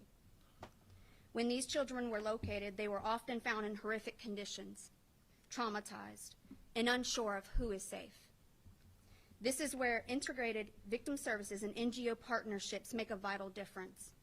We bring trauma-informed support that helps stabilize a child in the first critical hours after recovery. We help them feel safe, seen, believed, and protected, sometimes for the very first time. When NGOs and law enforcement partners together, it also ensures that each child's physical, emotional, and mental needs are recognized immediately. We provide crisis response, medical and mental health, safety planning and support for appropriate reunification. And when reunification is not the next step, we work closely with our child welfare partners to begin to secure safe placements where healing can begin. Our involvement is not only about care, it's also about ongoing support. We help bridge the gap between law enforcement, child welfare systems, community agencies, and families so that no child falls through the crack after a recovery. We focus on long-term stability, ongoing therapy, education support, advocacy, and wraparound care services so that we give each young person a real chance to recover and thrive. This operation shows what is possible when law enforcement and victim service organizations operate as a unified team. All of our law enforcement partners brought unmatched investigative expertise.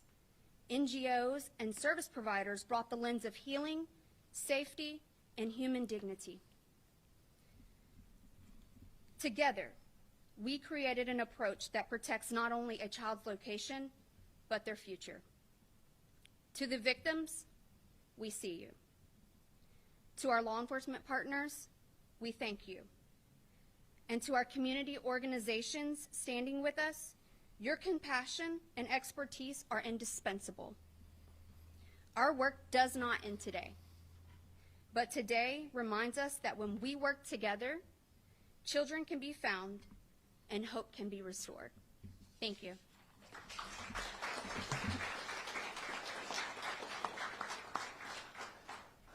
Callahan Walsh, National Center for Missing and Endangered Children. Good morning. Thank you all for being here. I'm Callahan Walsh, co-host of America's Most Wanted, alongside my father, John Walsh, brother to a once missing child, Adam Walsh, and executive director at the National Center for Missing and Exploited Children. We are honored to stand alongside our partners, the U.S. Marshals Service, to discuss the success of this recent operation and the impact it's had on children and families here in Florida. Ahead of the operation, NCMEC identified missing child cases from the targeted regions and shared those cases with the multi-agency working group. These cases involve children missing from care, victims of child sex trafficking, children battling significant mental health challenges, and others facing serious endangerments. Every one of them uniquely vulnerable while missing, something my family knows all too well. To support the operation, 2 NCMEC analysts were deployed on-site to provide real-time analytical support to law enforcement in the field, leveraging every available resource and piece of information to help locate and safely recover these missing kids. Over the course of the 2-week effort, 122 children were safely recovered, and each represents far more than a statistic. It represents a child brought out of harm's way, a family reunited, and an opportunity to provide support and services that help prevent future victimization. Operations like this are critical. They unite multiple agencies, data sources, and specialized expertise around a single mission, bringing missing children home. At NCMEC, we remain deeply committed to supporting our law enforcement and child welfare partners who work tirelessly every day to locate and protect our most vulnerable kids. We are profoundly grateful for our long-standing partnership with the U.S. Marshal Service and for their leadership in coordinating this multiple disciplinary effort. Today, we are stronger, and together we will continue to focus every available resource toward the recovery and safety of missing kids. Thank you very much.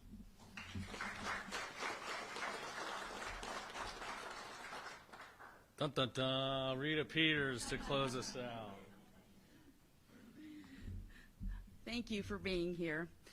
We're proud to share the impact that Operation Home for the Holidays, a coordinated effort focused on locating missing children and ensuring that they are safe as we enter into this holiday season. This operation reflects the very best of the collaborative public safety work of these agencies. Prosecutors like myself Stephanie Bergen, Mary Salmon, and Emily Frazier from our Jacksonville office, federal, state, and local law enforcement, such as FBI, HSI, St. Petersburg Police Department, Tampa Police Department, Hillsborough County Sheriff's Office, and I could keep going on. Our child protection teams from our DCF partners, our victim advocates from the statewide prosecutors' offices as well as the NGOs, and also from the Office of the Attorney General and FDLE.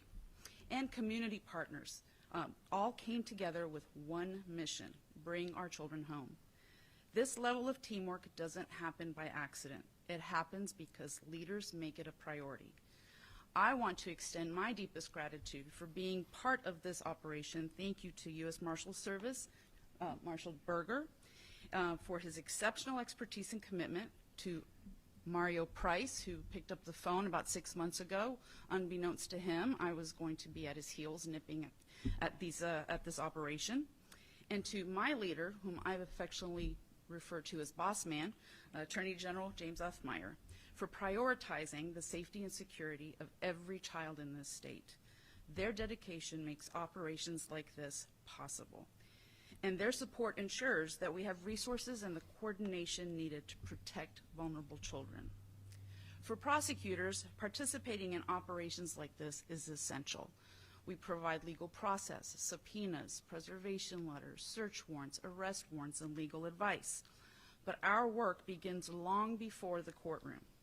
Being on the ground, seeing the investigative challenges firsthand, and understanding those immediate needs of each child gives us the insight that directly strengthens our cases and our advocacy. It helps us identify patterns of exploitation, risks in trafficking, and the vulnerabilities that put children in harm's way, so we can act quickly and effectively and advocate more passionately. More importantly, it reminds us of the human side of this work. Every child recovered during Operation Home for the Holidays is a child who now has a chance to be safe, supported, and seen. When prosecutors join these efforts, we ensure that every recovery is followed by the appropriate legal action, the services necessary, and the long-term protection. This operation shows what can be accomplished when we work together and when the safety of our children is treated as the highest priority. It is a powerful reminder that every missing child deserves the full force of our collaborative effort to bring them home, especially during the holidays when families should be whole, hopeful, and safe. And I leave you with this one request. Mario, when are we doing this again?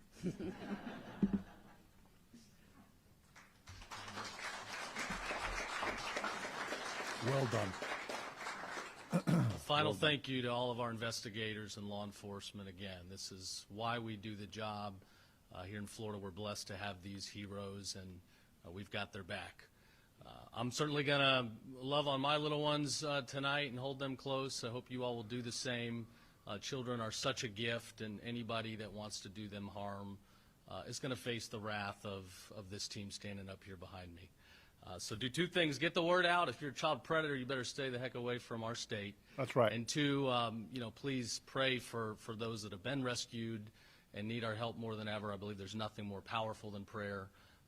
And pray for those that are still out there missing. And as long as there's one kid missing, we will keep the search and fight going. So with that, Marshall, I think that's right. And give some of the more particulars if there's any questions about the operation, and I'll jump in as needed.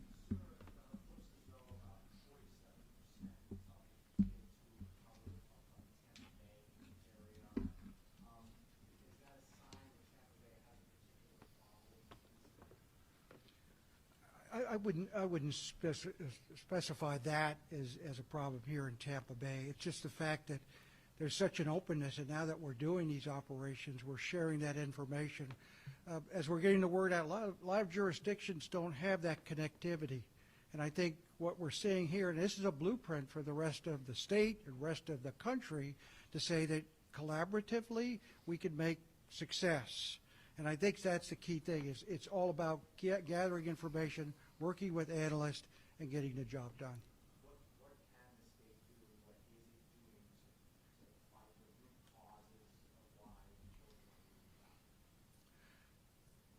It's a very complicated question from the standpoint that you look at the children involved. Many come from very bad situations at home.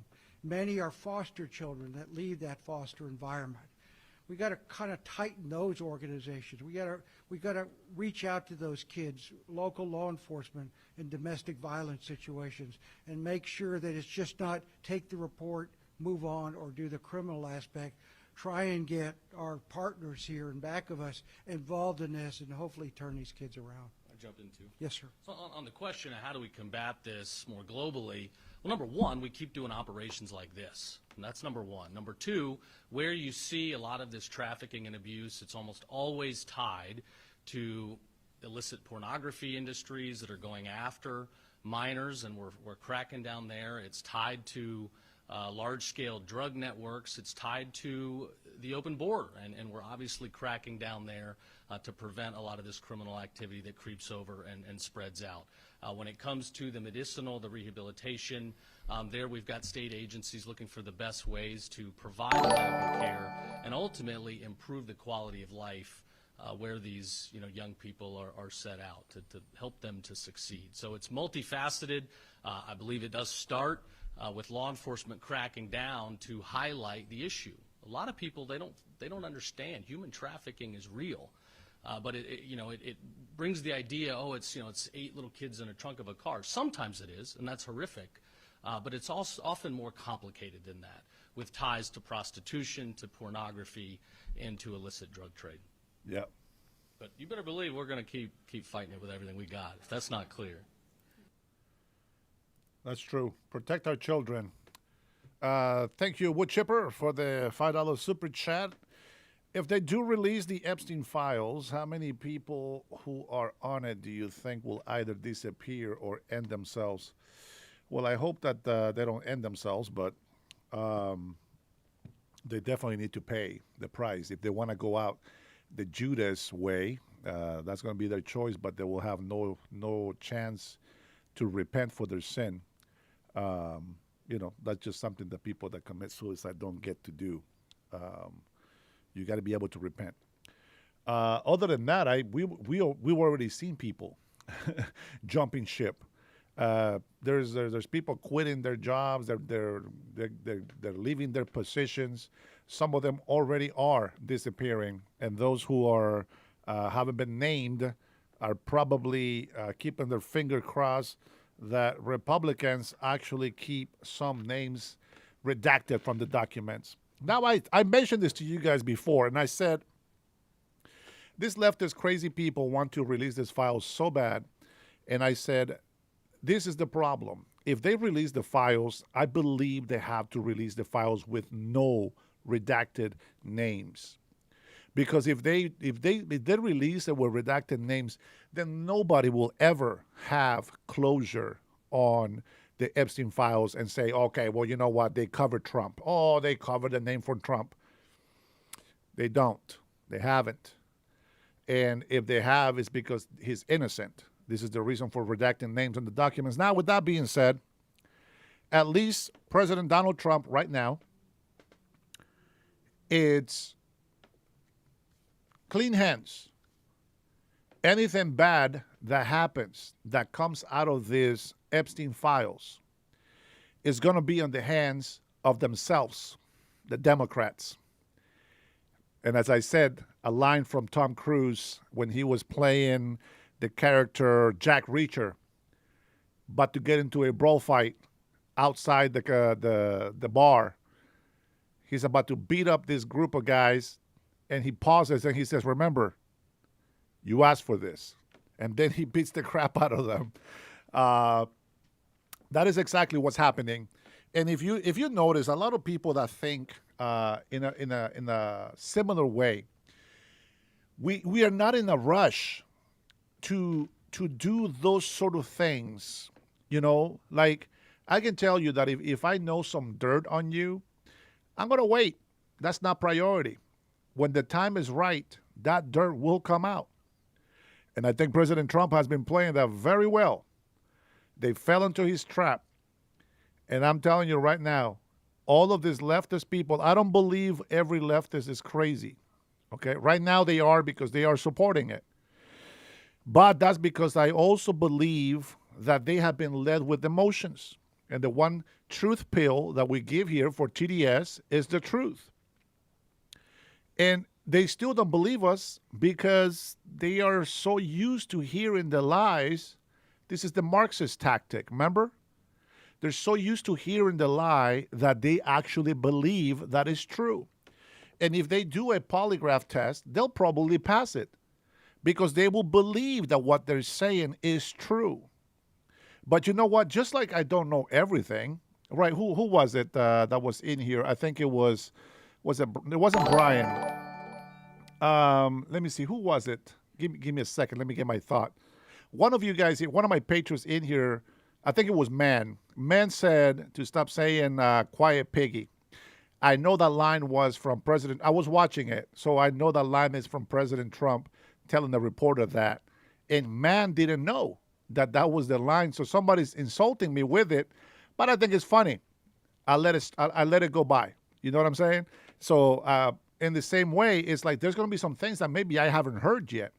And as I said before, if it was going to be that President Donald Trump was actually guilty of anything, he needs to pay for that.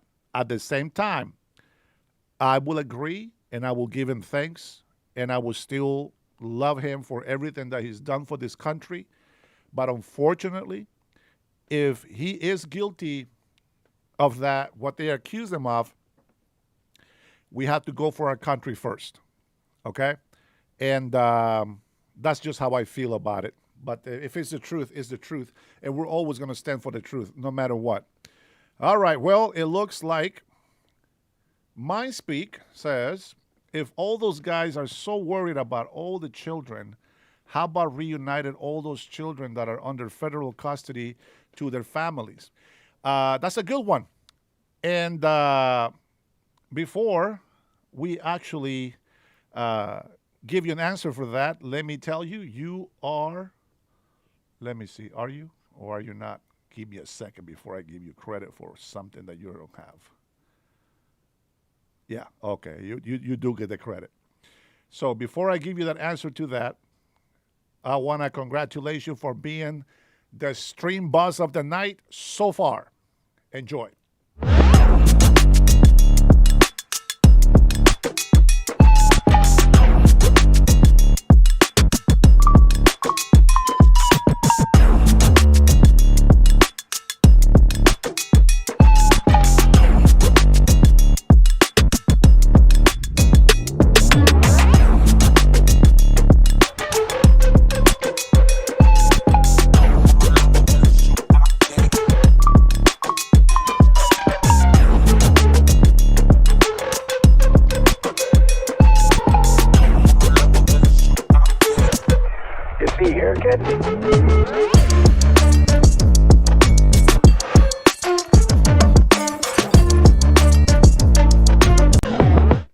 And with that, thank you so much for your support. I appreciate that. Wait, is this Liberty? Sorry. I guess that YouTube is disclosing the actual name of your YouTube username or tag or gamer tag or whatever that thing is called. So everybody's different. Okay, so MindSpeak is actually Liberty for all, I think. I think that's the symbol. Yeah, that's the symbol because that's the Salvadorian flag on the chest. Thank you, Woodchip. By the way, it's me, Vasquez. Oh! Junior, ¿qué pasa, Boricua? All right, I'm glad you guys told me. Now I know who you two are. Okay, all right. So now I feel a lot better. All right, so the answer to the first question is we would have to deport them. And I think it's the right thing to do. I think that the children, even though they're anchor babies, I think they should be deported. Not really deported. They should be allowed to be with their parents. They should still, even though they're Americans, right? Their parents, they're the adults, and they should be the ones to decide. Do they want those children to be here on foster care, or do they want those children to be sent back to them? And I don't know, maybe I don't know. It's hard to kind of give any sort of advice or ideas on this, but I mean, maybe there's some sort of way that maybe they can get some sort of payments, you know, I don't know, for being children. I don't know, $50, $100 a month, just something, a little something. Not too much, because we don't want to encourage people to come over here and make hella babies, and then everybody's going to want thousands of dollars, and that's not going to help anybody. But at least they will get to keep the whole birthright citizenship thing. So good to see Liberty and JR. I haven't seen you for a while, JR, but it's good to know that you're the wood chipper. Let's see, Trinity. What does Trinity say? Trinity says David Fugate, absolutely Trump held Palm Beach prosecution victims, said he's not implicated. He federally indicted him. Epstein told his attorneys he had nothing on Trump or he would be free. How about that? That's awesome information, Trinity. I didn't know about that one. Thank you. All the credit says they are DNA testing the kids to make sure they are actually related. Okay, fantastic. Thank you, all the creditors. We appreciate that information. That is absolutely good information. So, you know, I've seen way too many videos in Spanish, so I'm not going to play them. But I've seen way too many videos of people, and I think I mentioned this earlier on my early live. I mentioned that these guys are bragging or challenging President Donald Trump. You know, like this. I think he's Venezuelan. I'm not sure, but he says, "Oh, you know, if you want to deport me, President Donald Trump, you better give me $20,000 because I have this." And he grabs his baby and raises him up. Come on, man. And you know what? And if you don't give me that, I'm going to make more and more babies all over the place. What the hell? This is exactly how they take advantage of the system. But if they take away the citizenship from any baby being born here, yes, the hospital should pay for the birth. I get it. That is a burden that we're willing to take. But the child should never be mentioned as a citizen if the parents are not able to prove citizenship or permanent residency in this country. And I think that that's going to discourage a lot of illegal immigrants from pouring in here and just popping babies left and right. It's a very sad thing, to be honest, that you will use children, even though you're not fit to take care of those children because you're illegal. You know, it's actually, I don't know, kind of sad that parents will use those children to try to anchor themselves into this country. I think that's a shame. I think that in some way, instead of being rewarded, they should be condemned. And, well, I think as soon as that baby goes into the hospital and is born, they should prepare the parents to be deported right there with that child. And we should send them with care. But we should send them together back to their country without citizenship. Now, that child will also be able to apply for citizenship later. That's for sure. I'll be okay with that. We have to find a way to stop this illegal immigration and all these people from cheating the system and forcing the Americans to fork out the bill. It is crazy how much money. There's a family that's making $3,500 a month because they got 6 children. They're not legal. They're here illegally. And the American people have to pay for that? No, that's not how it works. That's not how any of this works. So I'm against that. And with that being said, why don't we just go ahead and switch gears and go to Mandami's beautiful speech preparing for the meeting with President Donald Trump tomorrow. The hour that all the libtards and haters in my channel have been waiting for. Here you go. A little bit of ice cream for your soul. Oh, yeah. Let's go, Mandani. What you got to say? Turn up the volume. To meet with the White House, given the mutual reliance. It's more critical than ever, given the national crisis of affordability, one that New Yorkers know very well across these 5 boroughs, and the specific challenge many cities are facing with balancing public safety against steps taken by this administration. I know that for tens of thousands of New Yorkers, this meeting is between 2 very different candidates who they voted for the same reason. They wanted a leader who would take on the cost of living crisis that makes it impossible for working people to afford living in this city. My team reached out to the White House to set up this meeting because I will work with anyone to make life more affordable for the more than 8.5 million people who call this city home. I have many disagreements with the president, and I believe that we should be relentless and pursue all avenues and all meetings that could make our city affordable for every single New Yorker. I intend to make it clear to President Trump that I will work with him on any agenda that benefits New Yorkers. If an agenda hurts New Yorkers, I will also be the first to say so. Thank you.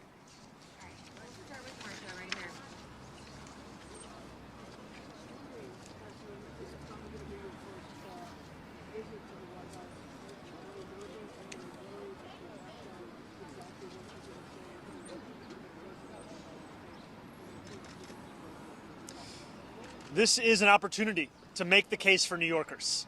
And it's a case that reflects what New Yorkers are having to live through at this time.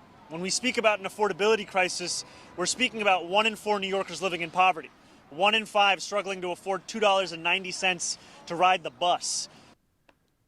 What? Wait, what? 1 in 4? Listen to this. This is an opportunity to make the case for New Yorkers. And it's a case that... Hold on, Mankami. Cutting Edge. Hey, welcome, brother. Welcome back. Man, I got 3 of my favorite patriots in this chat. This administration, Trump had less than a year, and Mandami want to put that to Trump. Liars. All right, listen to this right here, guys. Pay attention to this. Listen to this. Reflects what New Yorkers are having to live through at this time. Listen. When we speak about an affordability crisis, we're speaking about 1 in 4 New Yorkers living in poverty. 1 in 4 New Yorkers living in poverty. Got it? 1 in 5 struggling to afford $2.90. 1 in 5 struggle to afford $2.95 for bus rides. Now, I know that there's some fans for Mankami in here, and they want a lot of mayors to be like Mankami. I want you to understand what he just said. 1 in 4 New Yorkers cannot afford. 1 in 5 cannot afford. Tell me, you have this kind of odds with your American people, which, by the way, there's millions of illegals in there.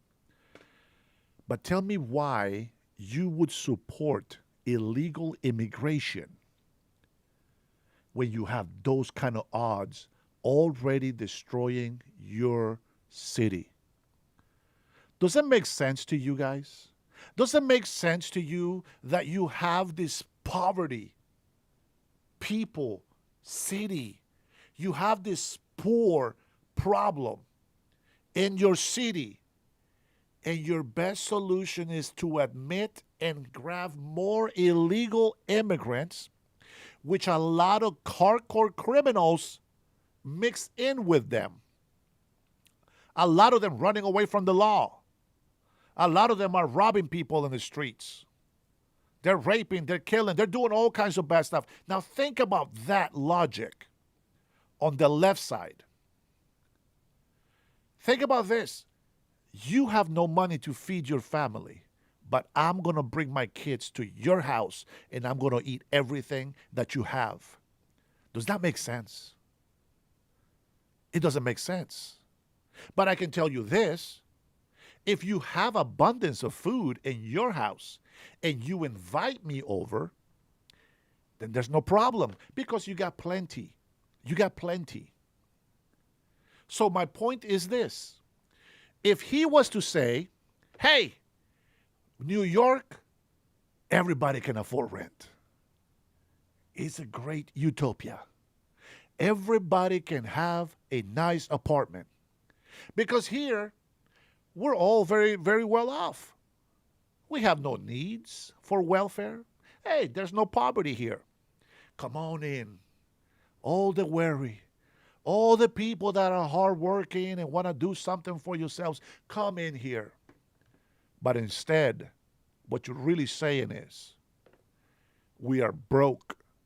We don't know what to do with ourselves.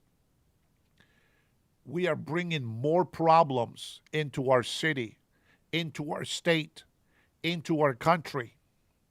And you will have to pay the price for that. You will have to pay the price for that. That doesn't make sense. Did you even understand that, lefties? Did you libtards get that? Did some of you crazy people out there? Now remember this, guys. Be smart. I don't know who the lefties and retards are in here. So if you reply, I'm sorry, you're wearing the shoes that fits you, that's on you. But I'm speaking out there to any libtard and Democrat and crazy people that will come into my chat someday. If you reply to that, my point is proven. But that doesn't make sense to me. You see that a lot of conservatives think like me. A lot of patriots think like me. I think like them. And we cannot allow illegal immigrants, unvetted at that, to come into our country when we are already having some sort of pandemic, some sort of depression in our cities and states.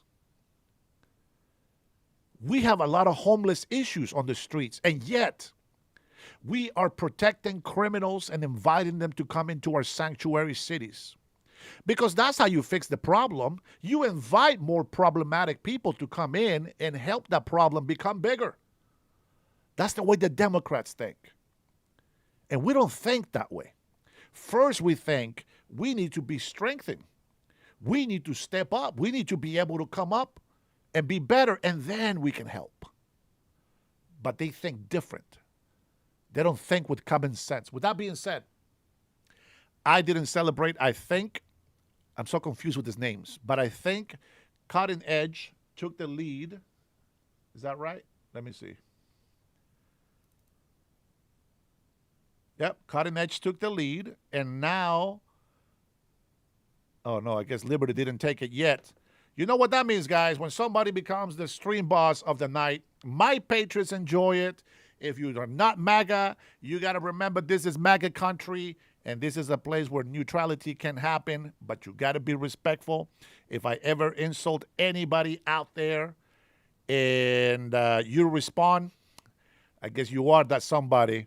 So if there is an insult that goes out to the general people, shh, quiet, piggy, quiet.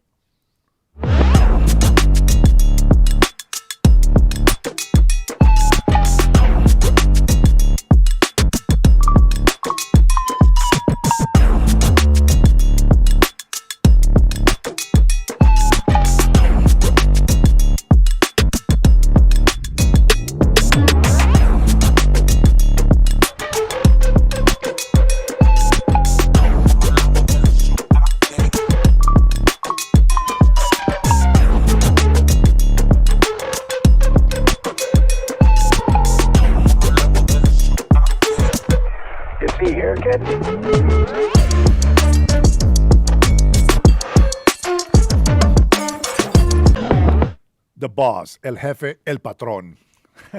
Cutting Edge takes the lead.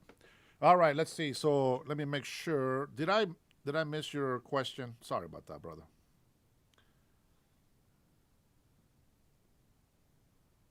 I think I missed Liberty's question. I apologize about that, brother. All right, let's continue, Mandami. Go ahead and give us your wisdom. I can't wait for tomorrow, guys. I cannot wait for tomorrow. What's up, Neo? I see you. To ride the bus. New Yorkers for whom the daily acts of life are becoming increasingly harder to afford. Increasingly harder to afford. Let's allow more illegal immigrants to come in, won't we? And that's an opportunity I have to make the case to President Trump, to the White House, as to what it means to have to suffer through this affordability crisis and what. Okay, well, I'm glad Abel is actually an illegal immigrant, and he's the one saying he's not going anywhere. I'm telling you, I give advice to people, right? I give advice to people so that they are safe, so that they are, nobody looks at them and then nobody finds out who they are. Well, we know who they are, but I'm trying to give them a little bit of benefit of doubt, and they still just step on that doo-doo, don't they? What it means to make it even more difficult to do so. I'm wondering, he called you a communist in the announcement, which seemed a little belittling. Yeah. I'm wondering, are you? So Mandami believes in communism, and he says, "Oh, so he called you a communist in the interview, and that seems to be belittling."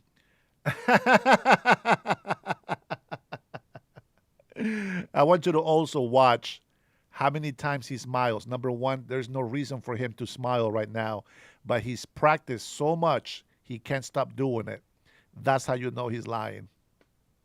Concerned that this meeting will actually bear any sort of fruit, or whether it will be another opportunity for him to try to publicly embarrass you? And could you go into any specifics about what you specifically want to ask him, or any specific requests you have for the president in this meeting? I'm not concerned about this meeting. I view this meeting as an opportunity for me to make my case. And I'll make that case to anyone, frankly, as we've been doing over the course of the campaign, and now as I will be the next mayor of this city. It behooves me to ensure that I leave no stone unturned in looking to make the city more affordable. And this is a meeting where I look forward to speaking about the affordability agenda, public safety, and economic security for each and every person that calls the city home. Yeah, fantastic. Look at that fake smile. Only the fake smiles. Only the fake smiles.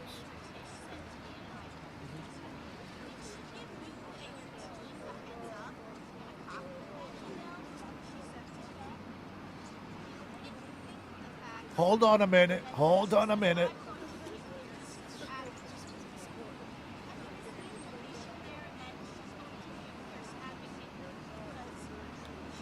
There is no room for Palestine in this American chat. I see the implication being that every commissioner should be a fierce advocate for those that work for their department or their agency. And I look forward to ensuring that that is the case across the entirety of my administration, where when I have a meeting with a commissioner, I know that they are bringing forth the concerns of those that they work with, those that they represent, so that we can ensure that we're actually addressing those concerns. Thanks for subscribing, guys. No, this was not a copy of an email that we needed because, frankly, we've been having discussions about the agenda that we share, and I'm not looking to micromanage every single person that works for me. I'm looking to trust them to do their job and know that ultimately I'll be responsible for the work that they and everyone in my city hall does. Look at that fake smile. You see that? Thank you.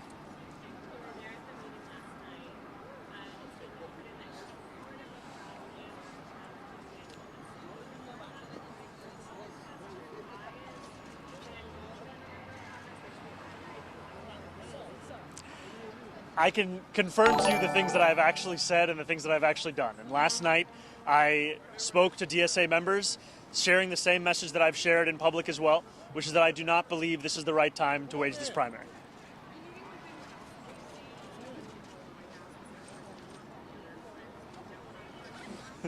Right now, my plans are to meet with the president and make the case. As soon as I have any more information, I'll share it. All right. So I don't want to, I don't want to mislead my audience here. Let me see here. All I hear, says Jason, all I hear is personal attacks on him. I think Jason was not here when I was making the point of what he was saying. So he says that 1 in 4 New Yorkers cannot afford rent. Well, his whole agenda was to invite every illegal immigrant. You remember that? Why is New York... Give me a second, Cutting Edge. Give me a second, guys. Hold on. Before I forget my thought. Okay, remind me. I can ignore you guys. The apologetics of the Islamic dilemma. David would explain what Mamondami is. He's a Trojan horse. Just look, Dearborn, Michigan. That's true. That is actually true in Dearborn. But Americans are stepping up and standing against these terrorist mofos. They're disguising themselves as good Muslims. There's no such thing when they're trying to take over a country and tell Christians to get the hell out of our city. That is a big red flag. That's a big no-no. Is it just me, says Wood Chipper, which, by the way, I think somebody took the lead. Is it still Cutting Edge? Let me take a look here real quick. Still Cutting Edge.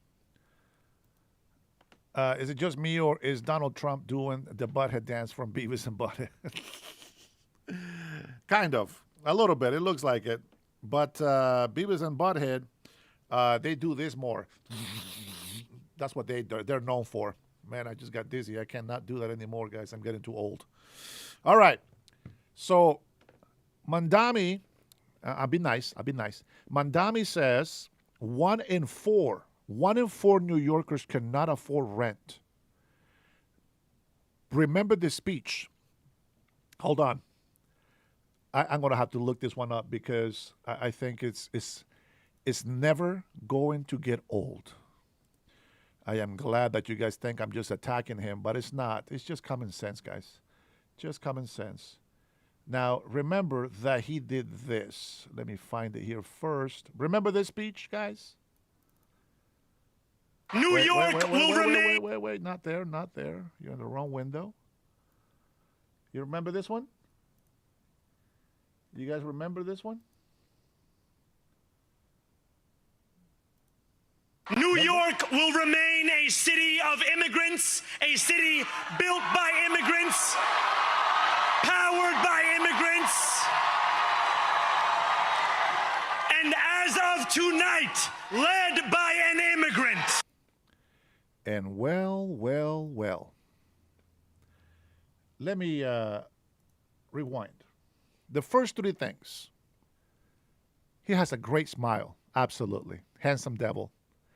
So is Lucifer. But he's still the devil. First 3 things. New York will remain a city of immigrants. 1 in 4 cannot afford rent. A city built by immigrants. 1 in 5 cannot afford $2.95 to ride the bus. Powered by immigrants. No wonder they're freaking broke.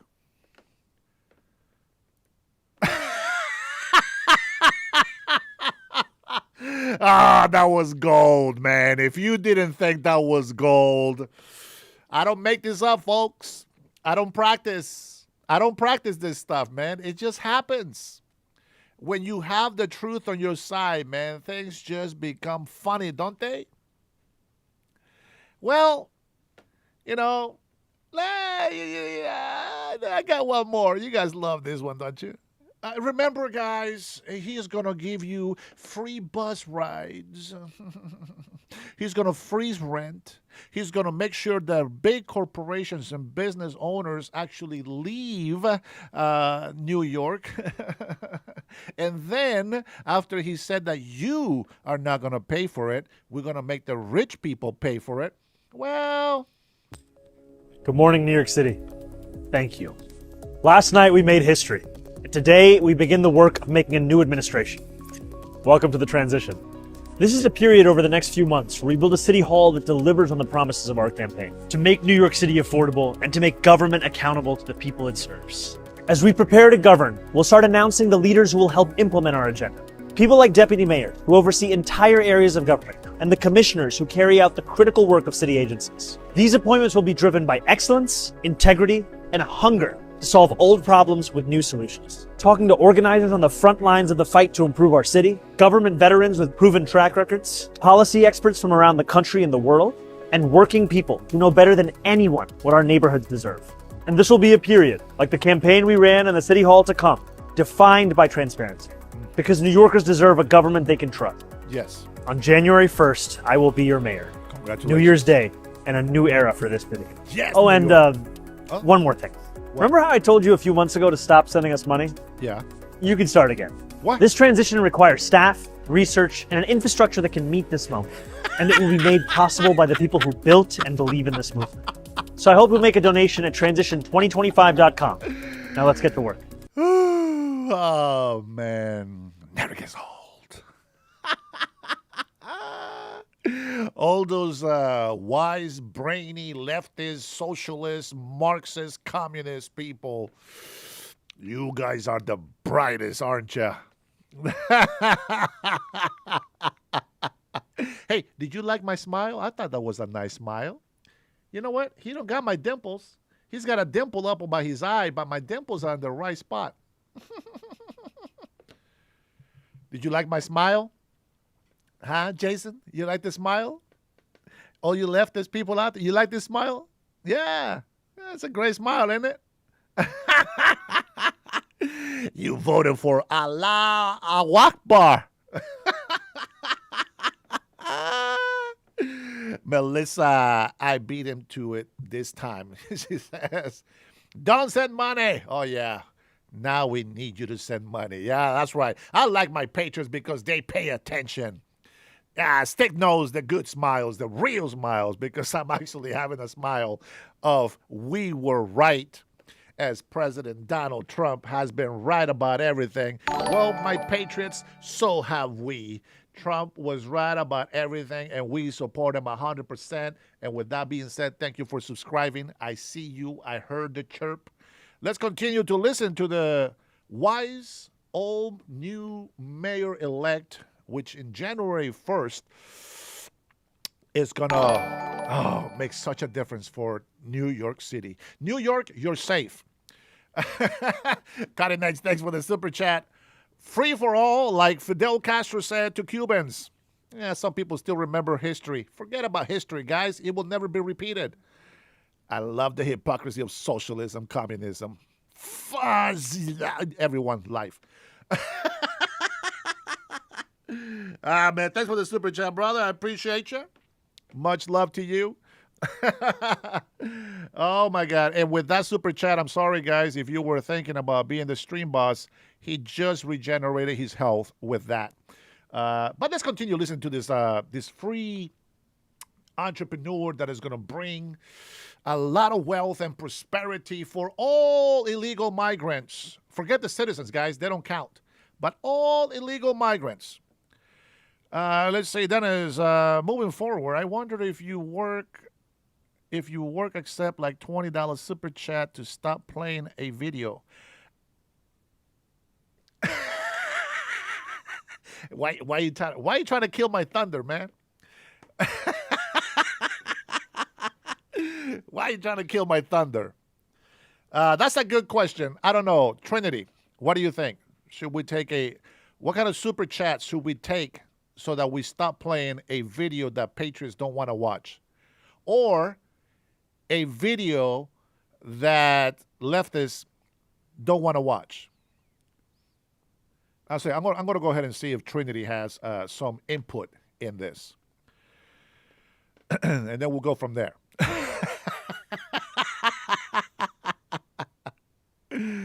Oh, no.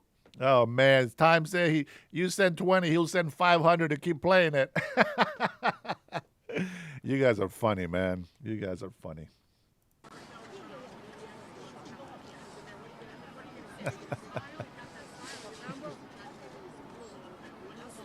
Now, here's the catch, okay?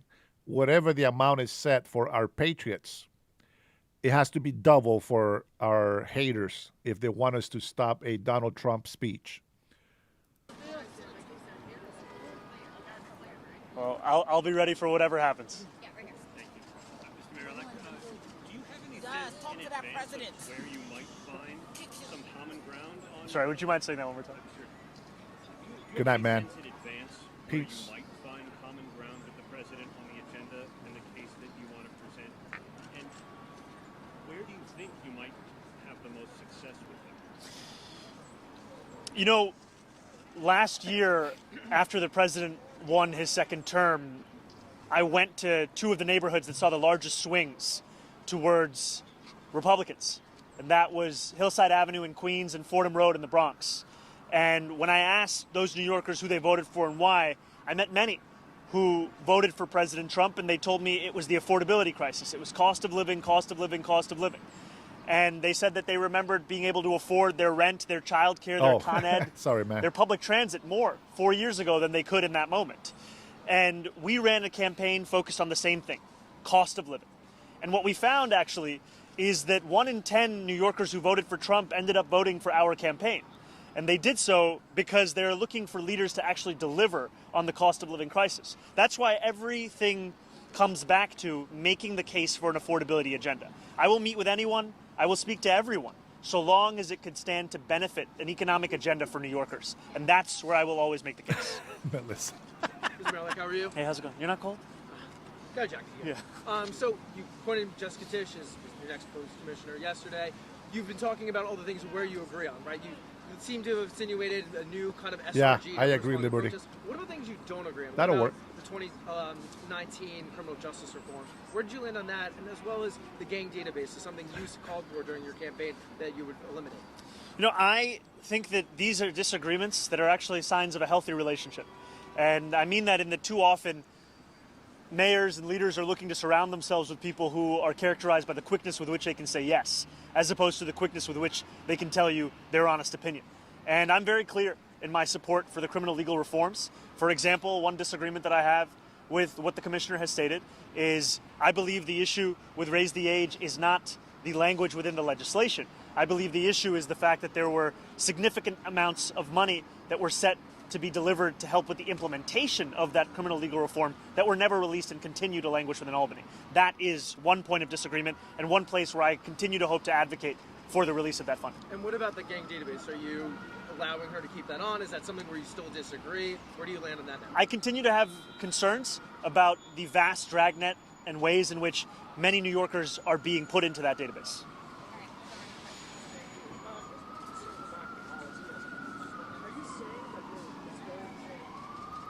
Well, the reason why he might get deported is because he lied on his application for his residency, I think, or citizenship.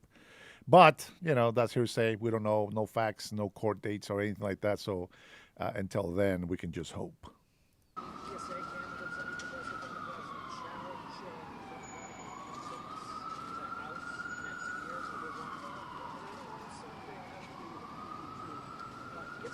Can I do the first one and then you go?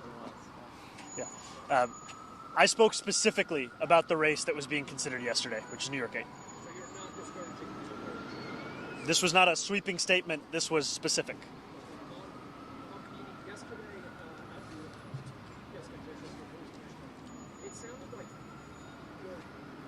No smile, huh?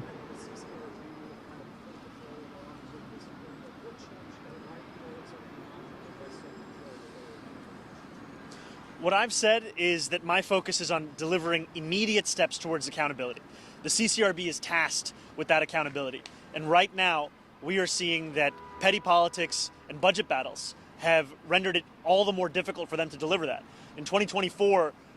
T44, you're so late to the news. We have broken that myth so many times over and proven that illegal immigrants do take too much advantage of our tax dollars. Lack of funding led to the CCRB dropping at least 700 cases. And I've heard estimates from others that the number is actually, in fact, higher than that. What I am committing to is fully funding the CCRB immediately, such that we can ensure these days of these kinds of budget battles come to an end.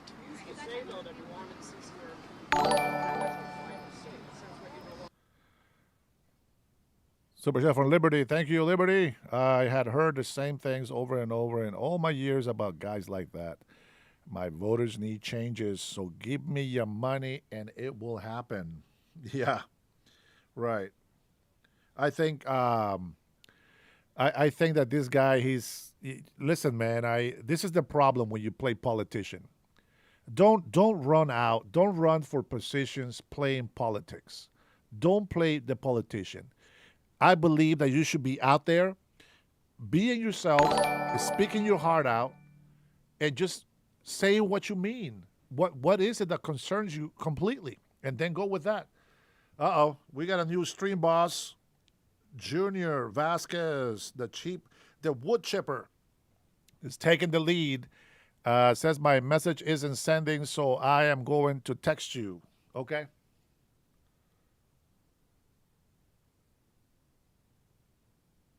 Oh, Rush, thanks for the text, and thanks for telling me.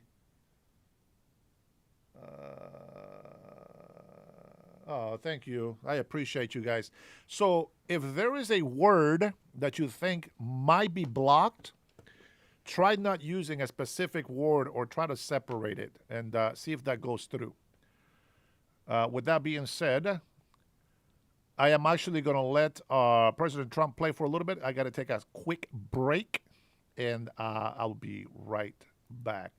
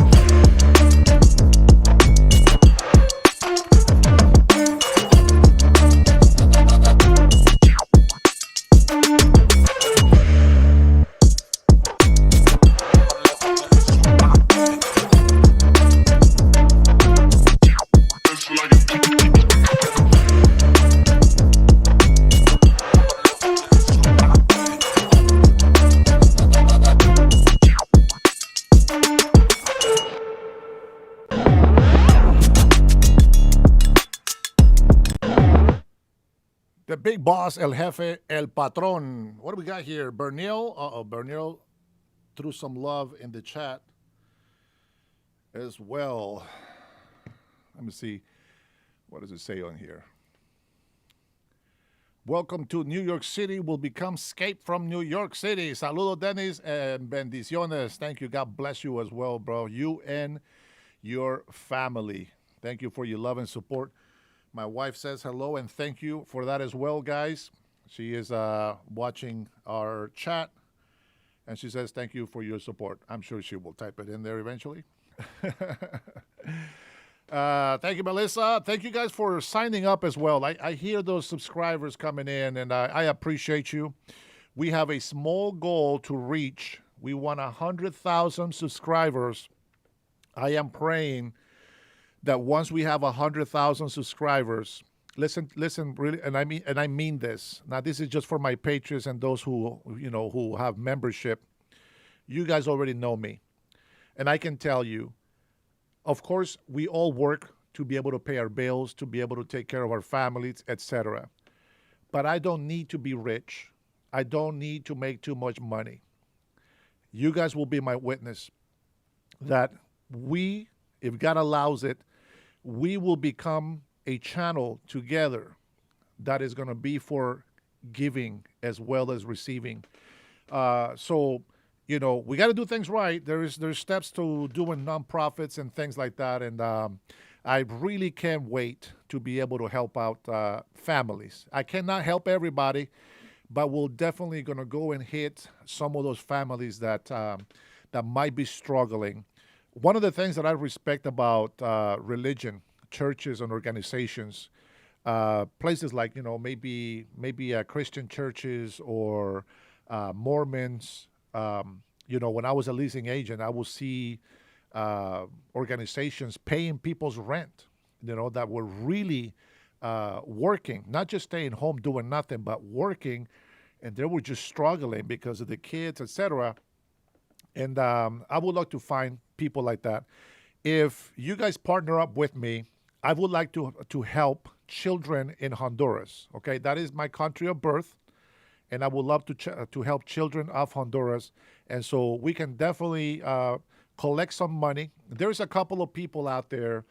You guys might not have never heard of this, but there's this Japanese-American kid. Well, he's not a kid. He just looks like a kid, but he's just a little bit younger than me. I think he's maybe 10 years younger than me, something like that. He's like 40 or something. But he is out there, and he has this goal of building 100 schools for children. Now, the schools that he's building is like maybe 3, maybe 4 classrooms. And this is something, of course, the government should be doing, right? They get millions of dollars in assistance, but they never do it. So we are definitely going to be able to hopefully partner up with him. Now, I'm not going to send him the money. I'm going to go down there, and then I'm going to buy stuff for them. I'm going to buy materials. I'm going to make those trips with them. So obviously, it's going to limit some of their lives in that time if it happens, right? But we are going to be there together, and we'll be able to see this is what the money went. This is the receipts. This is how much you guys gave. This is how much we're giving to these people. And you know what? It's not just building the schools. There's a lot of bad roads that need a lot of help. And this, guys, if we can do something like that, listen, we are all pro migration, right? We want people to come in here and do something nice. So if we really love migrants, if we really love these people in need, we got to be able to come together and do something for it. Hopefully we become a good example, and we don't have any, this massive invasion of illegal immigrants will go away. And then we can actually prove to everybody that when you come together with a good, kind heart, that you can actually make a difference. Kind of like World Vision, right? They go around. Remember, I told you the story about World Vision, and they go around and they're delivering all this stuff. But unfortunately, it's like maybe 10 cents of a dollar goes to those people. And why? Because it has to keep exchanging hands before it actually gets to the victims that actually need it. Guys, that's another story. Please, as we keep growing, just keep reminding me, keep praying. We're not going to give that up. For my members, I have some news that I want to share to you. For now, all I'm asking is that you guys keep praying. Berniel, you know the goal. You guys know, Trinity, everybody in here, my members already know what I'm trying to do here in Washington State. So I'm going to tell you, just pray. There are some things that I have come across just recently, and it looks like something is happening, something huge, something big. I hope it is what I think it is. And man, wow. I'll tell you what, maybe I'll do a live only for members. And if you guys are able to join that live, I will tell you everything. Okay? I will tell you everything that I've been witnessing, saying. The reason why I don't want to tell you here is because not everybody believes in what we're trying to do. Not everybody knows the goal. Not everybody loves us. There's a lot of people that hate us. You can see it on the chat. And so I want to share it only with people that believe in God, that believe in working together, and that have heart to help people. That's all the people that I want to know. So that's why I don't want to make it public for everybody. So thank you for your prayers, and you guys stay tuned for the members only live, okay? I promise. I'll give you all the details, and we need to pray because it's huge. Let me just give you a little hint. There is a pastor that was invited to come and pray for President Donald Trump in the White House. That's all I'm going to tell you. All right, let's continue watching this. Oh, God is great. No, what I believe is that the CCRB's recommendation should be taken seriously, and that we should ensure they're able to make those recommendations time and again, not having to worry about whether they have the funding to assess those cases. So, Donald, how's it going? Trump has made it clear that he wants to mess with you. What's your plan going into the Oval Office tomorrow? Do you have a specific ask that you're going to focus on, or is it just a meeting? This is a meeting to share the facts about the affordability crisis in the city, a meeting to speak about the importance of public safety and economic security. You know, when we speak about what New Yorkers are going through right now, they are facing a reality that they may have to leave this city. You know, I have met New Yorkers time and time again who, when I ask them where they live, they tell me it's other states. They tell me they live in New Jersey, they live in Pennsylvania, they live in Connecticut. That's because we've priced them out. And my intention is to make clear to the president what New Yorkers are having to live through right now and how important it is for us to deliver for those same New Yorkers. It's really good.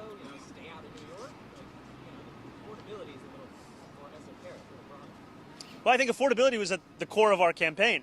And also, it was affordability based on a value of protecting each and every New Yorker. That means protecting them from price gouging in their lives. It also means protecting them from ICE agents and making it clear that I will look to be representing every single person who calls the city home.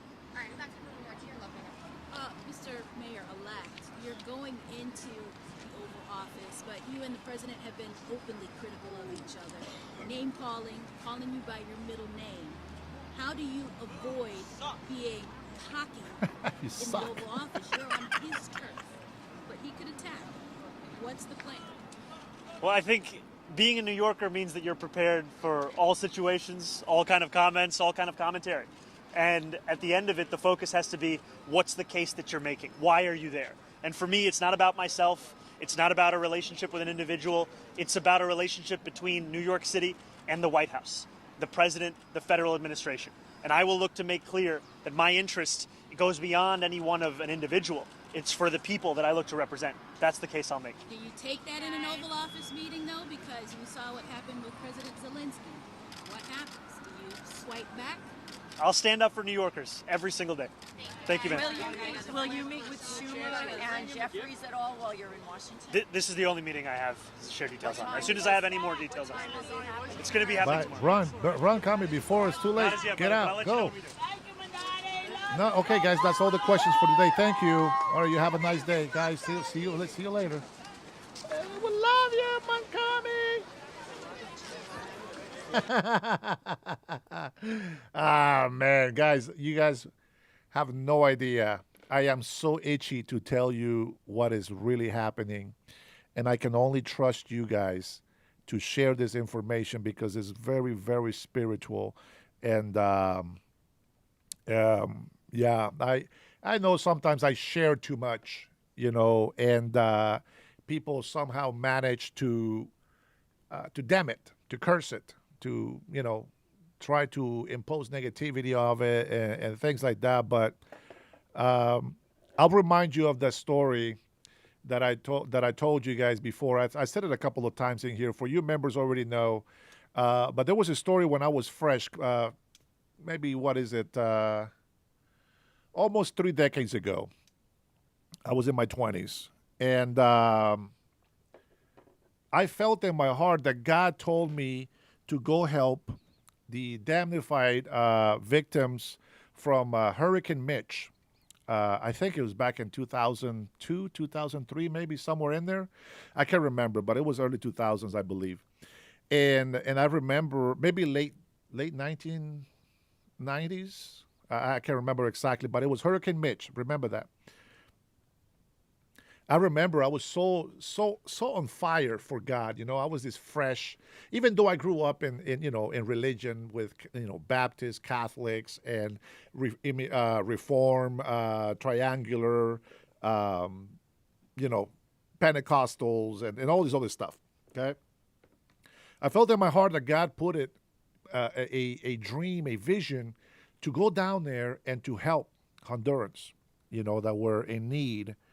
I prayed about it. I got invited to preach in a few churches. Some of them were Baptists, some of them were Pentecostals. For some reason, none of the churches gave me $1. None of them. And I don't know. I was young, so maybe they didn't believe or whatever. But what's crazy is that the church members wanted to follow me because of the way that I preached.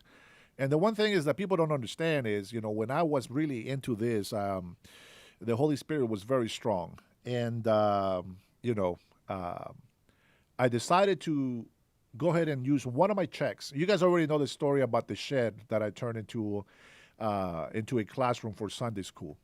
But I used one of my checks, and I went to the dollar store, and I grabbed all the deodorants, all the small toothpastes, toothbrushes, soaps, little shampoos.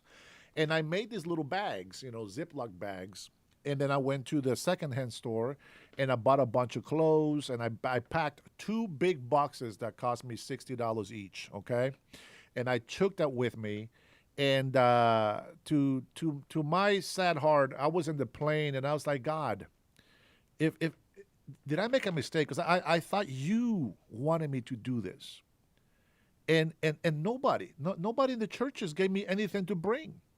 Nobody gave me clothing. Nobody gave me toys. Nobody gave me anything to bring to Honduras with me. And so the whole time I was questioning God, why? And I just started giving all the stuff to the churches around me, etc. If you become a preacher, no private jet, please. No, I think that's a turnoff. Bro. That's not gonna happen. But I'm sorry to tell you, it will be first class. It will be first class. I have to apologize for that. But if first class is available, it has to be first class. I have a problem with my tailbone, okay? So sometimes I can put up with the pain, and it's okay. You guys seen me here before, 7, almost 8 hours sitting down. If you see me doing this, that's my tailbone, okay? But anyway, so I get to the last supplies, and I went to go visit a family member, and there was a drunk man that was in this church that was being constructed. And so I went in there to see if everything was okay. Well, I met the pastor's son, which he was about 18, 19 years old at the time. And we started talking. I said, oh, so you're the pastor's son. Well, here, I got this bag right here that I was bringing for people that need, some hygiene supplies and, blah, blah, blah. And he says, hey, you know what? I know some Americans. Yeah, I got some American friends that are here. And, well, we're doing sort of the thing that you want to do. And so he invited me to come over. And I remember we went there very early. We left at 5. We got there by 6 a.m. The people were late, blah, blah, blah. Make a long story short. To my surprise, they opened this big bodega or warehouse, okay? And it was full of supplies, clothing, food, all these non-perishable items and everything. And the whole time, I thought I had to use my own money to bring help to Hondurans because of Hurricane Mitch. I didn't realize that God was greater than that. And he actually had World Vision down there waiting for me, so to speak. It was our destiny. And not just that, but we filled up the back of the truck 2 trips. And then we went to the airport and we had a private helicopter waiting for us. We delivered those supplies. We did all of the stuff. We met all these people in the villages, and the roads, they were not roads that we could go in with vehicles. So we had to fly in on a helicopter. How was I going to have enough money to rent a helicopter, to put all the supplies in together, ship them down there? Everything was ready. The only thing that I'm going to tell you, my patriots, is this. If I didn't believe that God put that in my heart, I would have never given my own check to buy the things that I bought. I would have never met that pastor's son because I gave him the last supplies that I had. And that's when everything clicked. And when I met the World Vision workers and the people in charge, it was beyond me. And I got on my knees and I said, Father, forgive me. I don't mean to question you. I just need to understand. And sometimes we can't understand. So I will do my best to trust in you 100%. And I will leave you with that because something awesome is happening. And I have a feeling that it's going to be as a similar, if not a bigger magnitude. I really believe that. But as I said, I'm going to do a live just for members only because I know that my members support me. And I want positivity on that. All right, we're going to go ahead and change gears here. I know some of the leftist people are not going to like this one. But this one is actually Governor Greg Abbott has been fighting against Muslims trying to impose Sharia law. And he's standing against it. So here's one of the clips that we're going to share right here. I got a couple of more. Let's take a listen to see what they say about this. Joining us now, Texas Governor Greg Abbott. I am pretty sure that will be overturned. Governor Abbott, let's first deal with Sharia courts and this designation of the Muslim Brotherhood in CARE. Well, first, with regard to CARE and the Muslim Brotherhood, we all know that the Muslim Brotherhood has been involved in terror across the world. And as you listed on your show already, you point out 2 of many examples about how CARE and its affiliates are tied to both Hamas as well as to terrorism. And in fact, one of the founders of the Texas branch of CARE was sent to prison for 65 years for financing terrorism. The fact of the matter is there are people associated with CARE who pose a serious danger, and that's exactly why I designate them as a foreign terrorist organization that, among other things, prohibits them from either owning or buying property in the state of Texas. Okay, let's move on. Are there really Sharia courts in the great state of Texas? God bless Texas. Is that real? Sean, it is real. We know of at least 2 that exist in the Dallas area. We're looking broader in Dallas County as well as Collin County, which is right next to Dallas. And that's why I sent the letter to officials both in Dallas and Collin counties to urge them to take action to root out any Sharia courts. And I am deploying the Texas Department of Public Safety to also root out any Sharia courts anywhere in the state of Texas. To be clear, the Texas Constitution does not allow Sharia courts or Sharia law. Texas statutes have banned Sharia law, and we are going to pursue this until we purge any attempt to impose Sharia law in Texas. Let me ask you the last question. The court decision on the issue of congressional district in your state, I do believe you'll win on appeal, but this is kind of par for the course lately, isn't it? Well, it is par for the course. Also par for the course for the judge who issued the opinion. The judge who issued the opinion was overturned by a Fifth Circuit en banc court last year for his most recent decision in redistricting, and he got it wrong then. He got this one wrong now. And look at the senior judge who presided over this matter in this redistricting case, a three-judge panel. The senior judge took that judge to task, the judge who wrote the opinion, and eviscerated him in more than a 100-page opinion. I've never seen language so harsh by one federal judge against another federal judge, and I feel confident the United States Supreme Court is going to agree with that senior judge from the Fifth Circuit that this decision was a gross misjudgment. Well, good for you, Governor. And then here is my other one. You guys saw a little preview of that. Detailing one Islamic group's decades-long reach into the U.S. The report claims the Muslim Brotherhood shares ideological goals with Muslim extremist organizations and aims to influence and infiltrate U.S. government, educational systems, civil rights groups. Dr. Kanta Ahmed is a senior fellow at the Independent Women's Forum and a member of the Council on Foreign Relations and joins us now. Knows, I would say, as much about the Middle East as anyone in America today.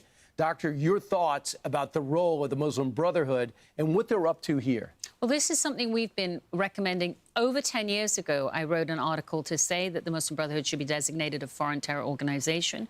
This report by the Institute Studying Global Anti-Semitism and Policy shows the Muslim Brotherhood is influencing at the executive branch, it's influencing policymakers, it's reframing the argument. Post 9/11, there was Islamophobia, then came boycott, divestment, sanctions, demonizing Israel, and now we've just seen the pro-Hamas protests. That is all part of their multi-generational project to have a war against the secular and undermine our democracy using our democratic freedoms. And one way that the protest on college campuses, and we see what's happening with our educational institutions, CARE. It's an acronym. What should we know about that organization? Council on American Islamic Relations. This is part of the other organizations Senator Ted Cruz and Governor Abbott in Texas are designating as criminal transnational networks. It portrays itself to be advocating for Muslims like me, but actually it's advancing an Islamist project. What CARE did in California that's under investigation, they took money purportedly for Afghan refugees, helped less than 200, took half of that $7 million and put it back in their own organization. They're disclosing only small fractions of their lobbying, which they're then using to finance and support radicals on campus. So they are subverting our academic institutions in line with their Islamist goals. So now that we recognize it, in fact, the Governor Abbott put this out yesterday, and here's a little of his missive. The Muslim Brotherhood and CARE have long made their goals clear: to forcibly impose Sharia law and establish Islam's mastership of the world. We hear that it's in parts of Michigan and also parts of Texas. Are they taking over small towns and putting these laws into effect? So I would say their mission is to advance Islamism. They're doing that in many ways, but we're not the only nation that's seeing this. France published an incendiary report on the Muslim Brotherhood. They're using hundreds of nonprofits, charities, student groups, professional societies, undermining local government, putting in politicians that are sympathetic to their views or openly acolytes, and modifying and changing our democracy. That's happening here in the United States, too. And while CARE was being investigated in California, it's still receiving federal funds. Which is crazy. And by the way, here's their response. Got to be fair. They say this, does CARE, Greg Abbott's disregard for the First Amendment, his obsession with Texas Muslims, his dedication to protecting the Israeli government from criticism apparently knows no bounds. CARE Texas plans to continue vigorously to defend the Texas Muslim community from this governor's increasingly desperate, deranged attempts to shred the First Amendment. So that's their response. But I'm tired of hearing about, I have 3 pages of investigations. We don't do anything. We investigate. Why are they still getting money? Why are we pretending that this is an organization that seeks good, that has good intentions? So Senator Ted Cruz's efforts should be hugely commended, and they're a blueprint for other states. Once these organizations are designated as potential FTOs or criminal networks, the finances can be opened. If they sue in retaliation, that will result in discovery, and you'll be able to see what's going on. So this is the first step. The second is that response you just read is typical. They're claiming religious advocacy, exploiting religious freedom and anti-discrimination laws while they subvert our democratic process. It's time to elevate reasoned credible Muslim voices and learn from Saudi Arabia, Egypt, United Arab Emirates, France, those Arab countries have designated this group as a terror group. Austria has done so, and we are about to see a lot of Western Europe do the same. And Democrats should get behind this. This is not a Democrat-Republican issue. This is an American issue. Doctor, thanks so much. I'm Steve. Yeah. So you see, guys, when our leftist people come in here, or even those who play with their emotions, they don't understand. If you really want to defend Muslims, the first thing you must do, besides playing trick or treat with their clothing, you should really read their Quran. Read what Muslims really believe. Understand what Sharia law is. Understand what jihadism is. You go understand what their religion truly is, okay?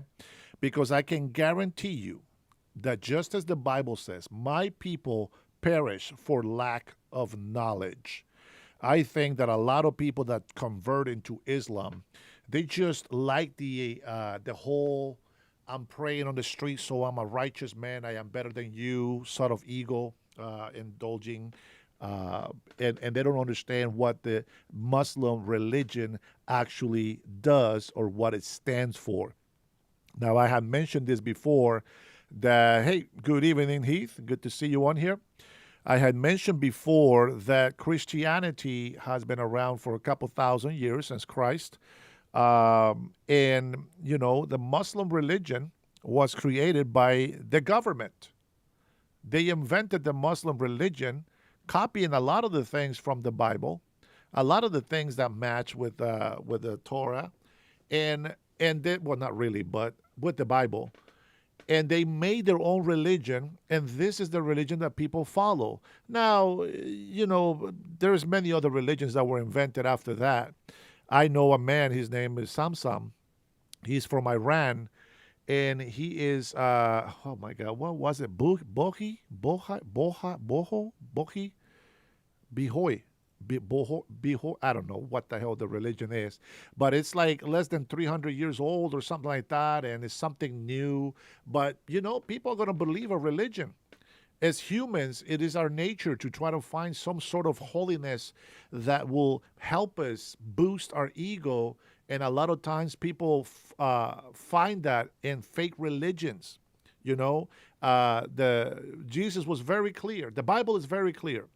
He says, well, when you pray to the Father in private, and he will reward you in public. Don't be like the hypocrites that go on the streets and start praying so that other people can see them. That's not my words, my friend. That's God's word, and that is Jesus. That is Jesus saying it, not me. I'm just repeating what he said. So don't hate the messenger. Well, Jesus was the messenger as well, I guess. But don't hate me. That was our Lord Jesus Christ that said it. And I believe it. And many people do that. Bernal is out. Have a good night, Bernal. Thanks for stopping by, brother. Thanks for the super chat, the love. Appreciate you. Always, my man. Have a good night. And that's the problem that we have with religion. Now, Omar used to be a Muslim, and he knows some of the Muslim traditional things, and there's a reason why he turned into Christians. Now, the reason why a lot of Christians turn into Muslims is because, like I said, lack of knowledge. They don't read the Bible. They don't understand it. They don't understand why every catastrophe has happened in the Old Testament. They don't understand why God is coming back to punish this earth and destroy the sinful. They don't understand Scripture, but yet they like to quote Scripture to us all the time. Well, that is what I have on religion. If you want to stick around with me here, we're going to go ahead and listen to the Vice President Vance joins Breitbart's Matthew Boyle for a fireside chat. And I haven't watched it. I want to see it. So here we go. Let's play it.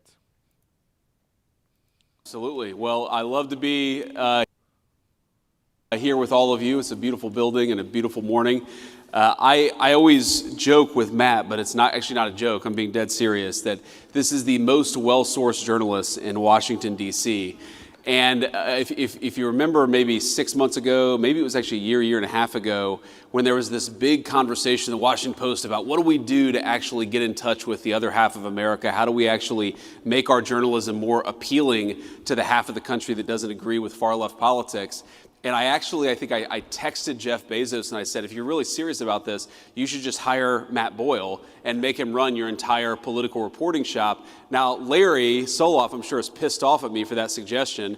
But unfortunately, for the Washington Post, they did not take my advice. So I'm proud to be here with Matt Boyle and Breitbart, and thanks for everything you guys do. All right, so Mr. Vice President, the big news this morning is new jobs numbers blew away expectations. Huge. From the September numbers, so these were delayed because of the government shutdown, more than double, 119,000 new jobs. And then also there's some interesting stuff in the wages numbers there as well that shows wages on the rise. Your thoughts on the jobs numbers? Okay, so a huge jobs report, and I assume the market is going crazy right now, probably just opened, because what this shows is that the Trump economic policies are actually working. And you've got 119,000 new jobs. Economists thought that we would have about 50,000 new jobs, but that's actually just the headline number. If you look below the surface, I think the numbers are actually better. So number one, wages continue to way outpace inflation.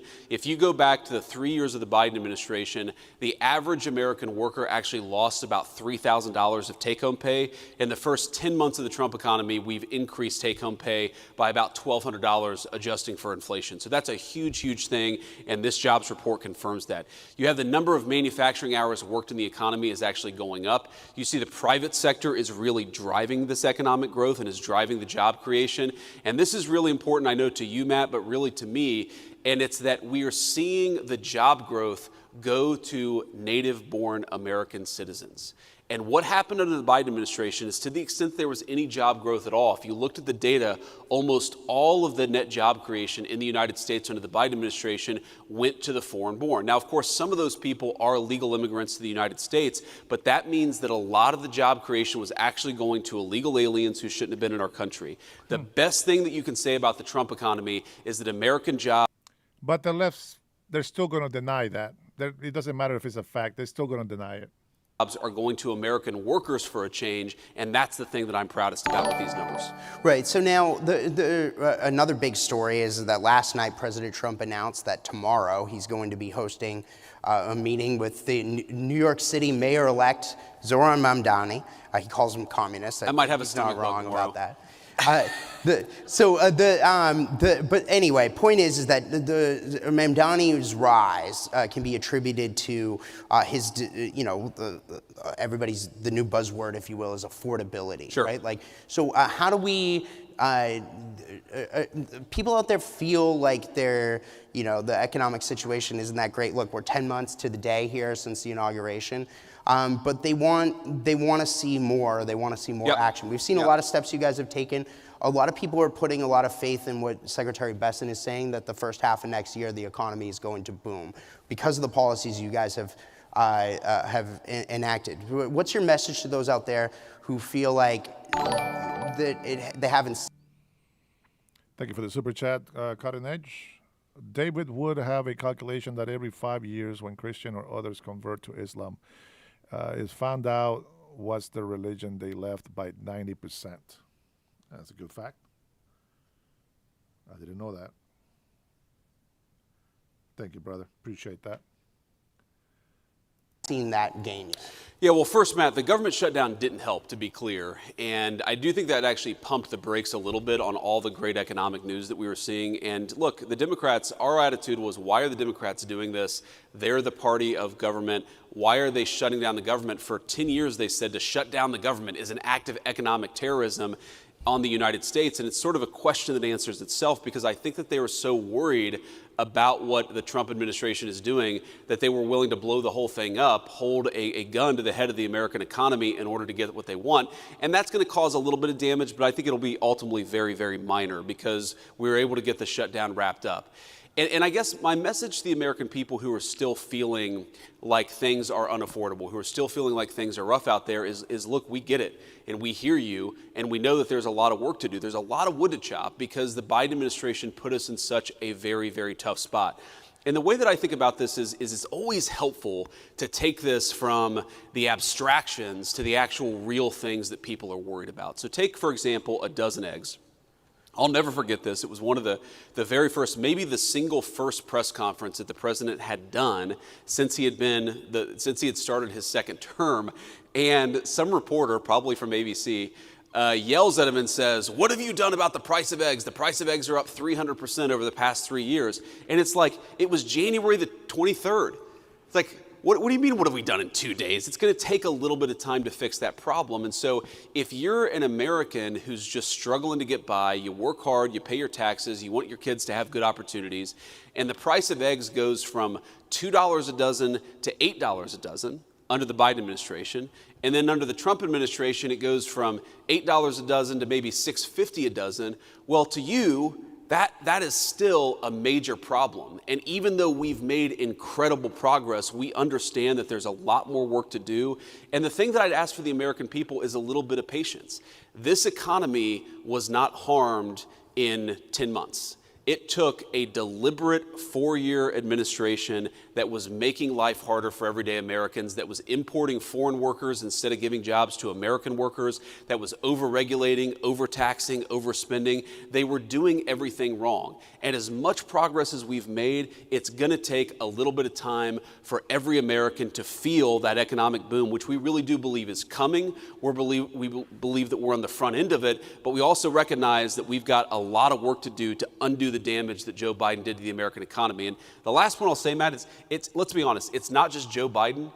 As much as I think Joe Biden was one of the most disastrous presidents of American history, we had a policy in this country for 40 years of shipping American jobs overseas and hiring foreign workers instead of American workers. That has caused the economic stagnation of the American middle class. There was one bright spot in 40 years, and that was the first Trump administration, and there is going to be a massive exception to that 40-year trajectory of American decline, and that's the second Trump administration. We just got to keep it going. Right. So now we're a year removed from you and President Trump winning a massive electoral victory in November 2024. And we're just a couple of months since our friend Charlie Kirk was brutally murdered by a radical leftist. But at the same time, we are seeing some, whether it's inside Congress, outside Congress, some divisions in the MAGA movement. And I get it that there's this issue, that issue, whatever. What would be your message to how to reunify this movement for the fights ahead, whether it's the midterm elections, 2028 and beyond? Yeah, I mean, I think that we have to remember that we have a lot more in common than we do not in common, and that the disagreements that animate the Republican Party, while they matter and they're important, I think these debates should happen. They should happen in podcasts, and they should happen in the media. They should happen on the op-ed pages. It's totally reasonable for the people who make up this coalition to argue about what our foreign policy should be, what our specific tax policy should be, what our housing policy should be. I mean, I had a meeting just yesterday that was focused in the West Wing about how do we get housing more affordable for young Americans because of all the things that got completely out of control under the Biden administration. You had homes that doubled or tripled in price depending on the geography in 4 years under the Biden administration. We've got to solve that problem for our young people. So that almost reminds me of redlining. I don't know if you guys know what that means, but yeah. And then plus the whole allowing millions of illegal immigrants, that is a big problem.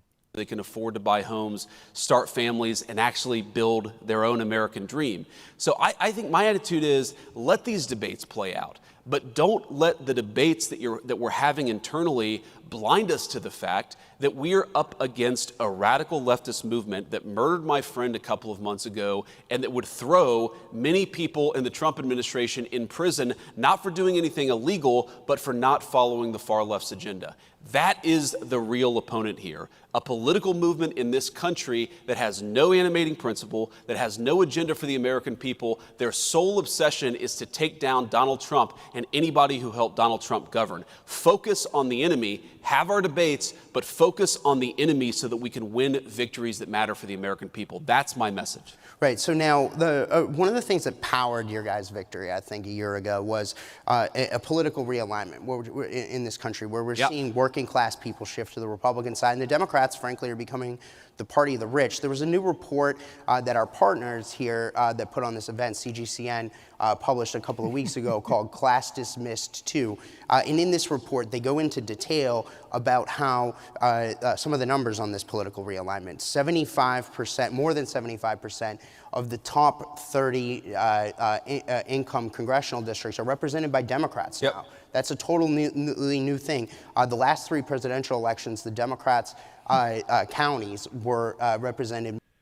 If you don't understand what illegal immigration does, especially mass illegal immigration, you see, migration is great, as Marco Rubio has put it.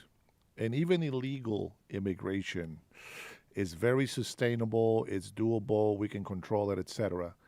But mass illegal migration causes a very high demand of products, supplies, housing, cars, etc. Meaning everything, all prices go up, very high up. And this happens on sanctuary cities and states. Get that through your head. You don't understand. Millions and millions of illegal immigrants are getting SNAP benefits. No, they're cutting them off now. They will be cut off completely. But they are here being supported under the excuse that they are seeking asylum. Look it up. Educate yourself on that.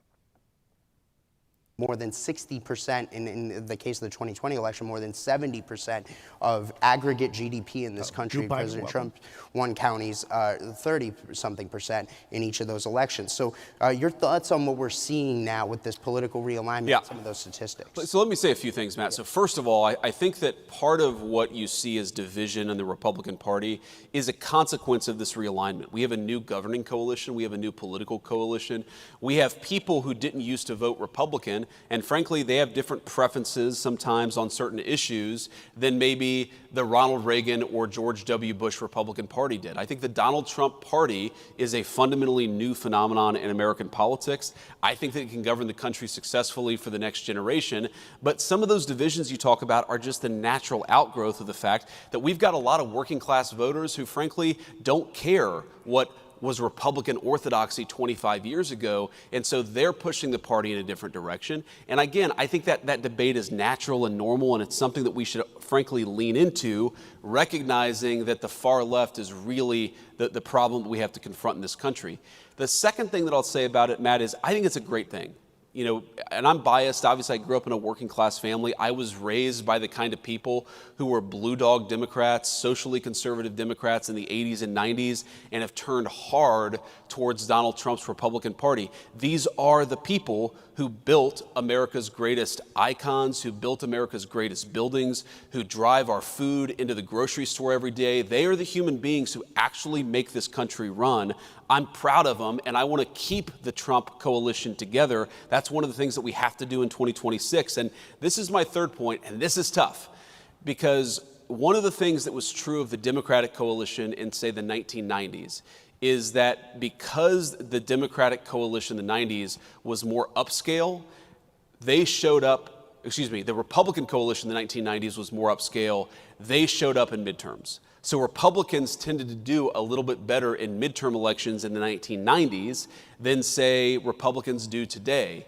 And that's because while these working class voters are great, they're also people who don't necessarily show up to vote in the midterms all the time. We've got to motivate them. We've got to get them out to vote. I think it's one of the lessons that we learned in Virginia and New Jersey is that when Donald Trump is not on the ballot, you've got to give people something to actually believe in, something to be inspired by to get out there and vote. They're not going to vote just because you have an R next to your name. You've got to speak to this new working class coalition.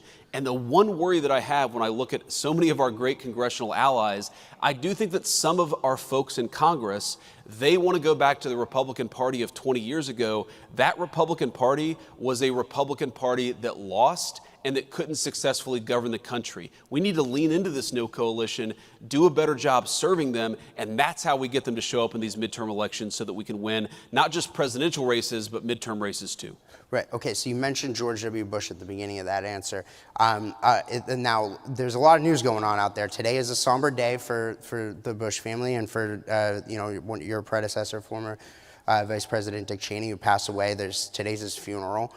So I wanted to see if you have any thoughts on or message to the Cheney family. I know there was some misreporting out there about whether or not you were invited to that or whatever, but outside of that, there's also another big report that came out a couple of days ago about how George W. Bush and the people around him are plotting for retaking the Republican Party from President Trump and you down the road and going back to the old way of doing things. I guess they don't like to win, but the point is that that's out there. So any response to that as well?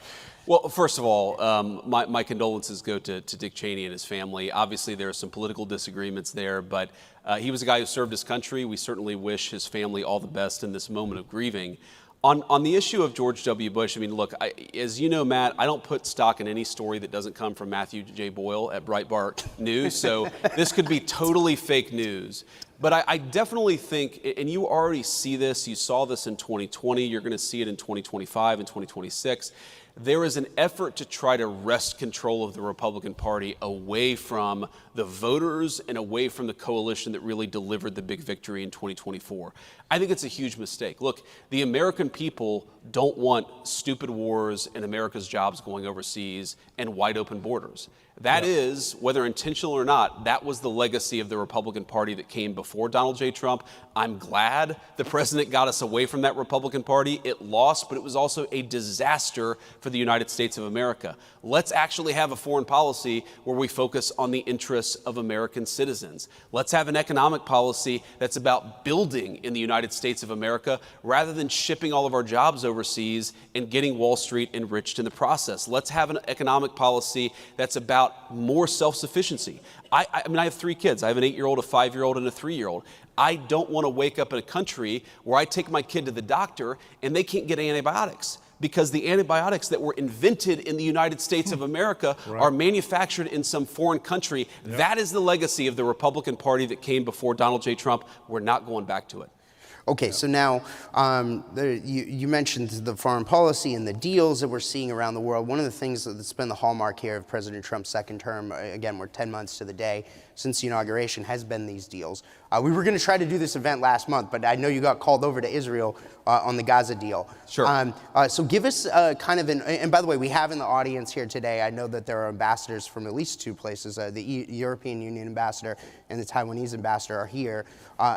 Walk us through how President Trump has approached these various big picture deals, because I mean, he's got more than, I think, 85% of world GDP now in trade deals.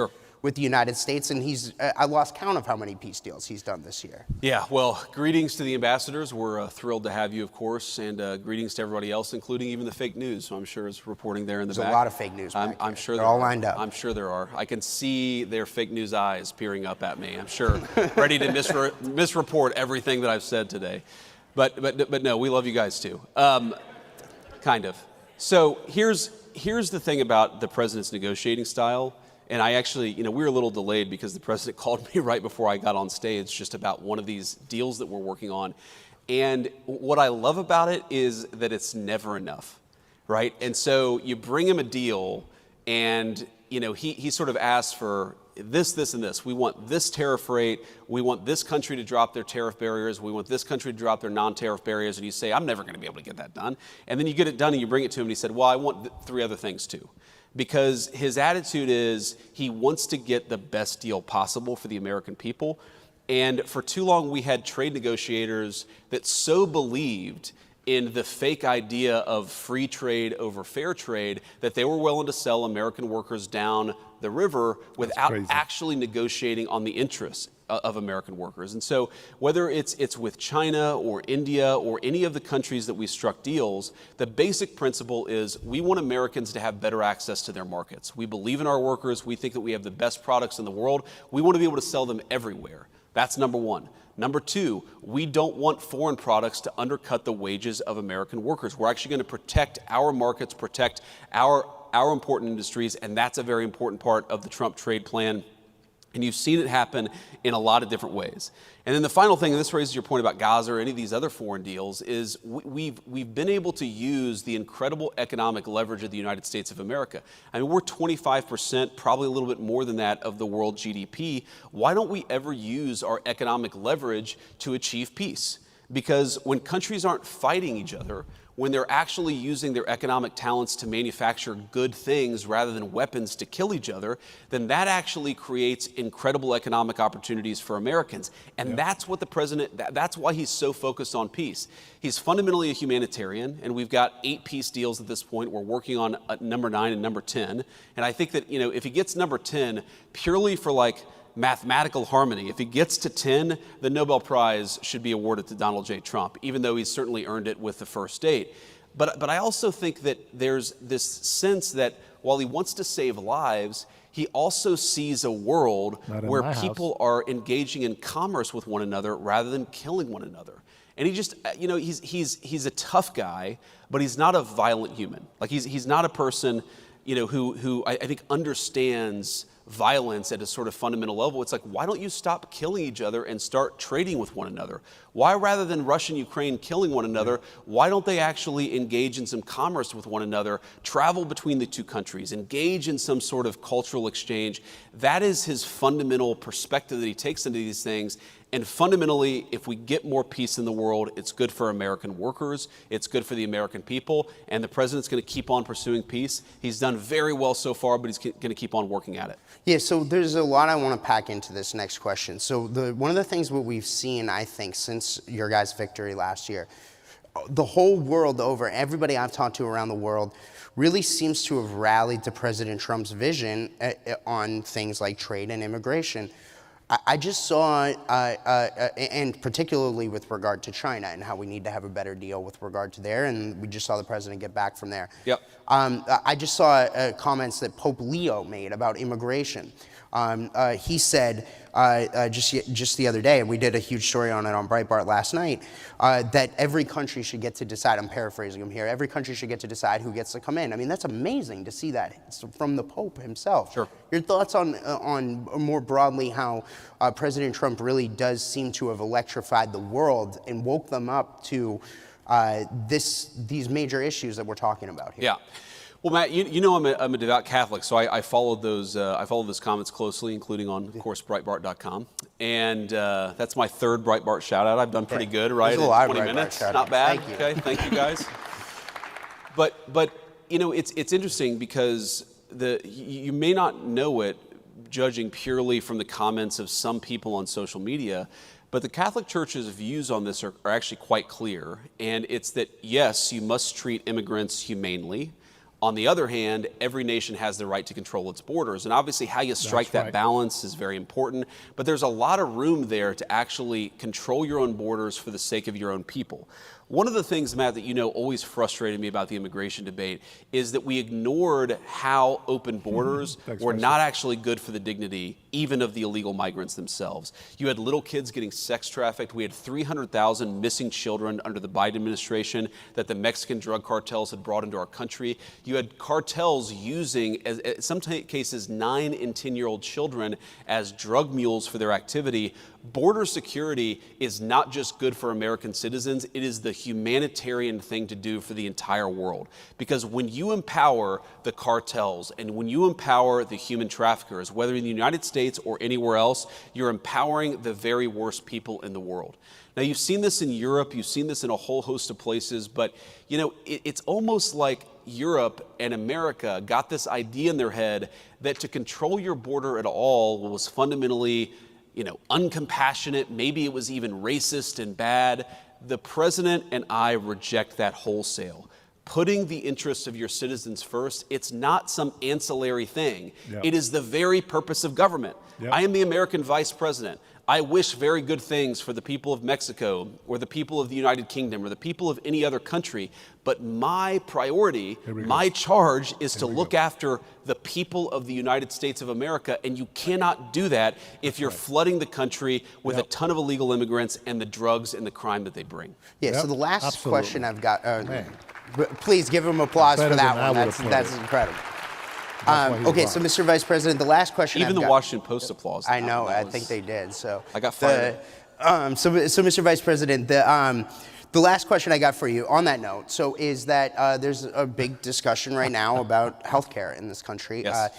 The ACA subsidies expire at the end of the year.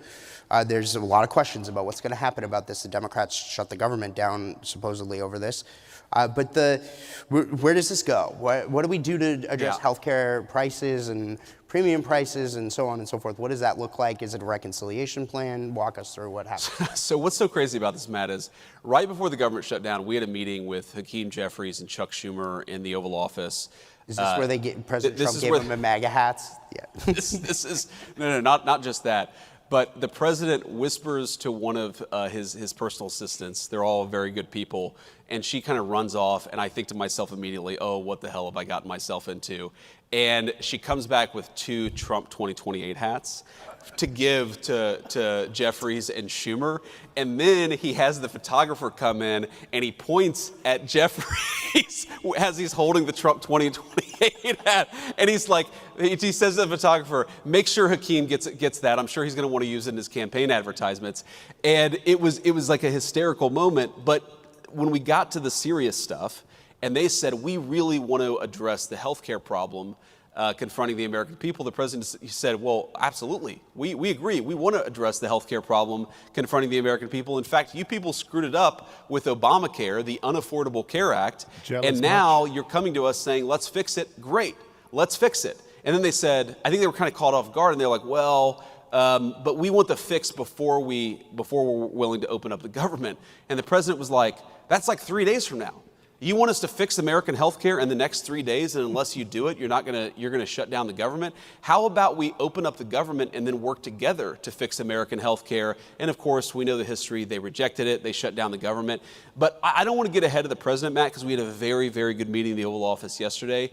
I think that we have a great health care plan coming together. I think that it's going to get Republican and Democrat support. And I think the president, look, right now, the American people get crap health care and they pay way too much for it. You have people who are paying thousands of dollars a month in premiums for a family of 4, a family of 5, and the access to health care is really low. This system is broken. The Democrats broke it, but who cares? We're going to work together if they're willing to fix it. And the interesting thing, Matt, is, people say, and this is one of the things I love about the president, people come to the president and say, no, don't talk about health care. That's a graveyard for Republicans. Republicans always lose on health care. And the president's like, I don't care about the politics of it. This system is screwed up for the American people. We need to fix it. So let's go and do it. Politics be damned. I love that. That's leadership. And that's exactly what we should want coming from the White House. Mr. Vice President, really want to thank you for taking the time here. That's awesome. Thank you, Matt. Good to see you guys. What a leader. What a leader. I can't believe that libtards will come in here try to insult J.D. Vance. You guys already know Kamala was the person you voted for, and she had no brains whatsoever. The only job that she was good at was, you know what it was. That is how she moved up the ladder of the command, the chain command. Boy, she must have been a very professional, person to be able to get there. I think J.D. Vance is going to do just fine. He still has 3 more years to learn all of the ropes from President Donald Trump. We pray that God gives him the strength and continues to keep him healthy for us. He needs to do more golfing. He needs to golf more. He's in his last couple decades of his life. He can go golf some more. Every time you hear the libtards complain about him golfing, go remind them that he's got over $21 trillion in agreements coming in back to this country. Nobody has ever done that before. It's funny, they try to blame him for the $18 trillion, but they don't say anything about the $26 trillion that the Democrats cannot account for. Nobody can say where that money went.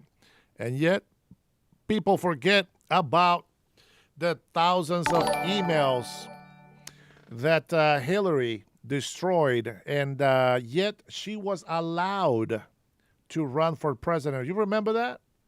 You remember that? How come Democrats don't say anything about that? Oh my gosh. Well, she probably gave secrets away to our enemies, but now we don't know because she deleted all the emails. And yet, they were over there drooling over her. Oh, she will be the first female president. Cutting edge. Thank you for that. Barry Cunningham. What the hell is that? I don't know what that means, bro. But thanks for the super chat anyway. I appreciate everything. Thank you for your support. You guys have been amazing tonight, man.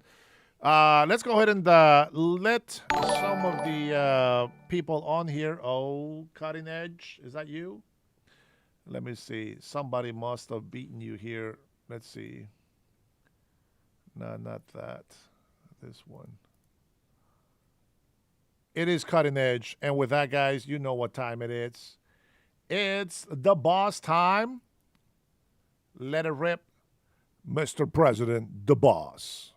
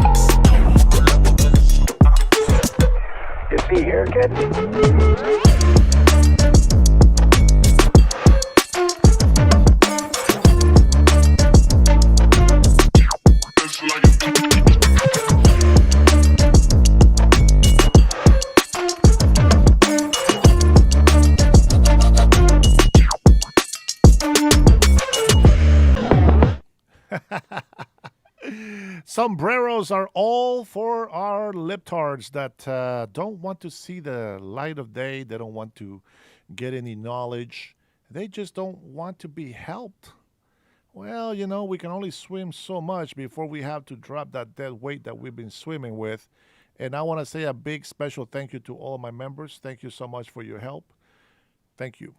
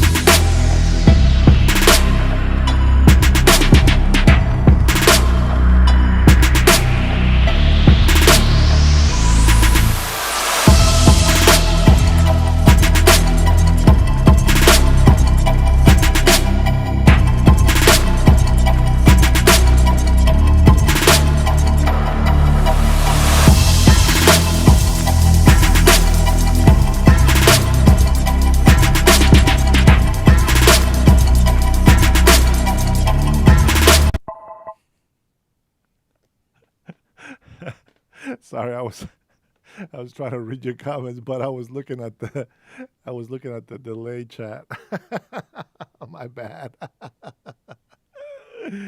My bad. Well, thanks for sticking around, guys. All right, so somebody mentioned something about healthcare. Oh, that's horrible. Horrible. I got distracted. That's my ADD right there. I apologize about that. I got distracted. But somebody said something about healthcare, and the first healthcare plan that President Donald Trump tried to fix before, when the libtards were in charge of the Congress and the House, well, they rejected it. The next plan that President Donald Trump says, give it to the people, let them choose. Let my people choose their insurance company and what they want to have. Man, I'm gonna tell you. I don't know if I told you guys about this, man, but we went to the emergency room to get a diagnostic, and it wasn't really like an emergency thing. But I was arguing with my wife about that. Well, I was talking with my wife. We were arguing about this charge. I don't know if I shared this before, but they charged us. Now, mind you, we have insurance. My wife has insurance through the company she works with, and we went to the emergency entrance. I think I mentioned this before. We went to the emergency entrance. This is the second one, guys. This is the second time, and they charged us $6,000. $6,000 for the emergency care, as they say. Now, mind you, if I was illegal, that would be free. But they charge us that much. And the insurance paid about, what was it? It was 6,000 something because the insurance paid about almost $5,000 of that. And our actual bill is like $1,200. Now, what am I upset about? Number one, the pricing is ridiculous. Absolutely, 100% is ridiculous. They take advantage of the people. And so the worst part is we didn't even go into an actual room for that. We didn't even go into an actual room. They literally help in the hallway. Not a private room. Not great health care. Not specific, just, the one care. In the hallway, sitting there with other people coughing, sick, and all this other crap. I have a problem with that. So, I don't know. I think there has to be some price adjustments on these charges. We understand that they have to make money to continue to renovate, upgrade, etc. But if you need to make money to renovate or upgrade, etc., well, how about you allow people that you're going to charge $6,000 for the visit, how about you allow them in an actual room at the hospital? This is the one main reason why I don't want universal health care for everybody. The care is going to be shit. It's going to be bad, real bad. Just imagine we have a private insurance, private health insurance, and that's how much we have to pay. There was no surgery. There was no specific procedure. Blood pressure check. The regular things that they do when you go to the doctor. $6,000 for that. That, my friends, is crazy. Can we get a better healthcare program? Absolutely. I think so. If they actually do something without getting money for themselves. I am glad to inform you that the filibuster that they were doing to reopen the government, right? One of them was that there was 8 congressmen that were, their privacy, some people did some illegal things, and they were suing them for $1 million for each rep. Well, they are actually regretting that decision, and they decided to just drop that. But they are still going to pursue accountability. Those people who authorized the illegal spying on congressmen, the judge, everybody that was involved on trying to go in there and invading that privacy, they all got to be in jail. Every single one of them. Is what we expect as patriots. Ronald says, what is your plan? What is the Republican plan? What is Trump's plan, Dennis? I just told you what he wants to do. Did you miss it? He wants you to choose. If you're getting health care through the government, he wants to give you the money, and then he wants you to be able to choose which doctor you go see. Now, I believe that he's not going to send you cash. If he does, I think he'd be stupid. Because we want to make sure that if you do need health care, that you do get health care and not just cash that you can go buy a new electrical bike. I think that's how it should work. And I think that any private insurance company should accept, if it's a voucher or whatever it is, that they should accept it, no matter if it's private or if it's government or if it's state. I mean, it doesn't matter. And I mean, that's the plan. And I think that way, I agree with it. I think that way you get to choose where to go with that. Because you can probably go to a smaller hospital. Maybe you have a specific hospital that you'd like to go to the most, right? For example, we have here, we have a Providence hospital up north. We have a Kaiser Permanente up north. And then we have a Swedish hospital a bit more south. But I like the Swedish hospital. They attend you fast. They put you in a private room. There is not much waiting time. Once you get helped, there's not much waiting time. If there's any testing, anything to do. I remember when I got sick with COVID, I went into the Swedish hospital because it was closer to my house. And I went in there and I was waiting for a few minutes. They'll call me in. They took me in. I remember the doctor was an Asian doctor, and he was pissed because of what the government was saying about COVID-19. He didn't believe in that it was as deadly as they said, and that there was medicine that they would be able to give, but they didn't want to approve it. They didn't want to let them use it, blah, blah, blah. So anyways, so they did some x-rays and all this stuff. And I mean, everything was very professional, very attentive, and, everything was fine. But the difference, on the attention that they give you at Swedish Medical and then go into Providence Hospital, it's like you sit there in this room with a bunch of sick people, right? Which is okay. I get it. We're waiting to be helped. And then you go into this little office where they get your information, and then they kick you right back out to the waiting room.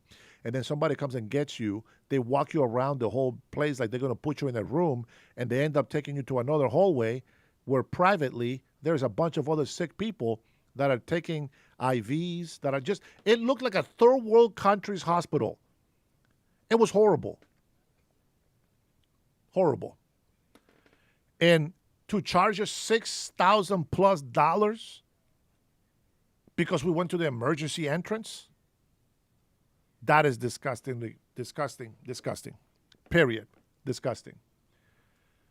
I don't understand why people would defend such thing. I just don't understand. You might like it. I don't like it.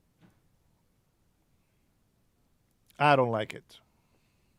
Guys, thank you so much for joining the Members Club. I have some new names to update. Don't have to edit everything because your names are now very long with extra stuff.